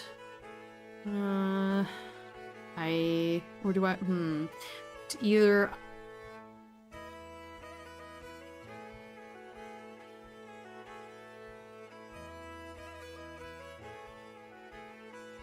I want more spiritist magic.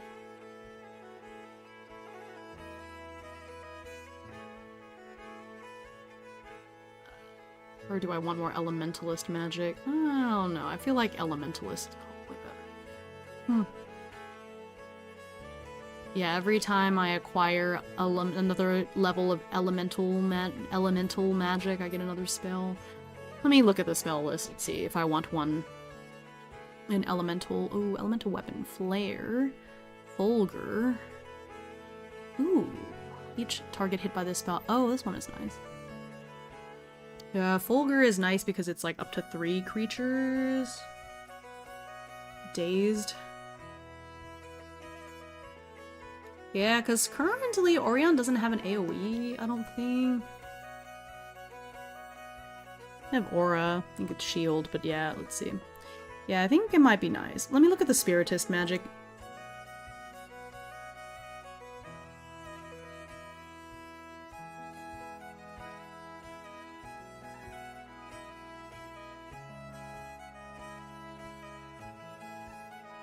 Let's see.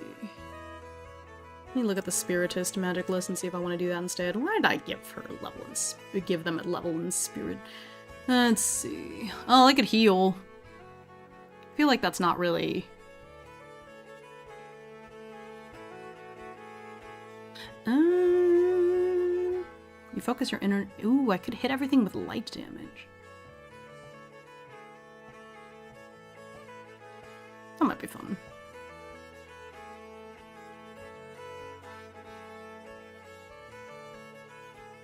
Yeah. Yeah, let's hit everything with light damage. Okay, let's do it. So I'm gonna take another level in Spiritist.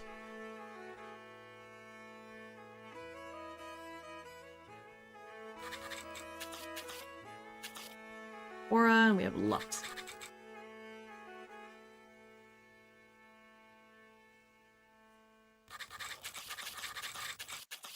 Yes, this is 10 times target. Up to 3.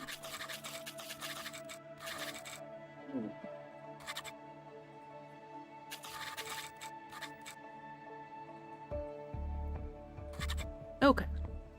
You focus your inner energy into a barrage of blinding soul rays. Each target hit by this spell suffers HR plus 15 light damage, and on an opportunity, so if I crit, each target hit by this spell suffers dazed. That's nice. Okay, so that's what we're gonna do. That's what we're gonna do for Orion. I'm gonna worry about Celine and Indigo later, because they weren't in this scene, so it'll give me some time to think on it. Or maybe I'll do it on Sunday when I'm putting all of making their little character sheets and everything. Yeah. Okay. Because I think having something that would be a little more useful to use during combat and everything is nice, because the thing is sometimes, like, I like this, but every now and then I can click into it and when I leave it, like, erases what I did, and I hate that, and it's not great, so I want to recreate these character sheets instead of having to use the PDF every time. But yeah, I think that's gonna be it for this session, or for this stream. I am glad. I was hoping I'd be able to finish Cale's chapter, and I did. That battle was balanced. Like, it was a bit more of a challenge, but not out of the, like, norm. You want it to be challenging, you know, and I think it was good with me not knowing its weakness until, like, after the fact. So it was fun being able to, like, know some of it and roll for some of it, and I do like being able to, like, hinge on the rolls on whether or not Cale was able to find that, because my thing was that if I didn't succeed on that hard check, he wasn't gonna know about Barricade. That was gonna be, like, a special thing, so I'm glad I was able to discover that hint. Because if not, then he would have just had to figure it out during the battle, and I would have had, like, rolls to see if, like, intellectually he or Orion would have figured it out during the battle, because it's not something that they would necessarily know, you know, with the experience that they have. And they've only been here for a short time in the city. Like, Orion is technically on their, what, like, 3rd day of training or something, so yeah. I think that was, like, balanced really well to where I didn't know what was gonna happen, but, like, in a good way. So, okay, so that's gonna be it for Cale, and so next time, like I said, we are going to move on to Orion's chapter. I'm really excited to see how that goes. I feel like out of the 4 characters, Orion is the only one that I haven't totally nailed down their character yet. They're supposed to be free-spirited and reckless, but I think because of the character art, I tend to make them a little bit more serious, but they're not supposed to be, so... yeah. Oh wait, they fumbled a check. Oh, no, I don't think they did. It was Cale that fumbled, and I already gave him the Fabula point. Okay, so with that, we're going to see where we can raid into, and that'll be it for today. I hope you guys enjoyed. I hope you got some inspiration to use in your own campaigns, maybe, whether it's Fabula Ultima or something else. And yeah, I went over my schedule at the beginning of stream. So tomorrow I'll be streaming at about the same time. We'll be doing, what is it tomorrow? I forgot. Oh, I think we're looking at Hell Piercers tomorrow? I don't remember. I think it's Hell Piercers. Almost 100% sure. Dang, I went over at the beginning of the stream and I already forgot. Yes, tomorrow is Hell Piercers. So we're gonna start at, about 1 o'clock CST, so a bit later, because I do, I have some, you know, I do a part-time job, a little bit of tutoring twice a week, so tomorrow is one of the days that I do that, so I will pick up after lunch and after tutoring, so I'll see y'all tomorrow. Let me see who to raid. They could be the serious character that doesn't realize they're silly. We already have a very silly character, but she's supposed to be free-spirited, so I just want to make, so Celine is already the silly kind of character, and she also doesn't realize that she's silly, so we already have one of those. So I think I just want Orion to have a bit more energy, so I think that came through in this session. But yeah, thanks for the stream, thanks for being here.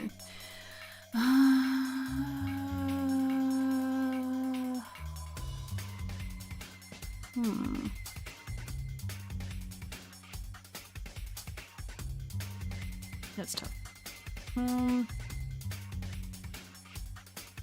What, 2 people on a starting soon?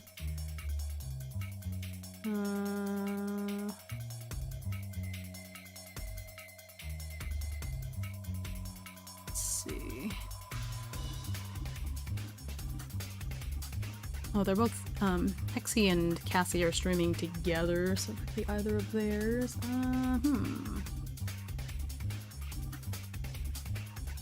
They're both on the starting soon screen though, so yeah. I think we raided into Cassie several times, so let's raid into Hexy this time. Alright. Thanks for the hydrates. I'll make sure I have some more of my water. Thank you. Here is the raid message. So we're just gonna raid into Hexy starting soon. But Hexy and Cassie looks like they're playing Halo together, so I think that'll be fun. Okay, so I will see y'all on the next stream. Thank you so much for being here. Hope you had fun. I had a lot of fun. Cale is a fun character. I'm glad that he got to develop a little bit more this time. Okay, see y'all next time. Everybody, have a wonderful rest of your day. Bye!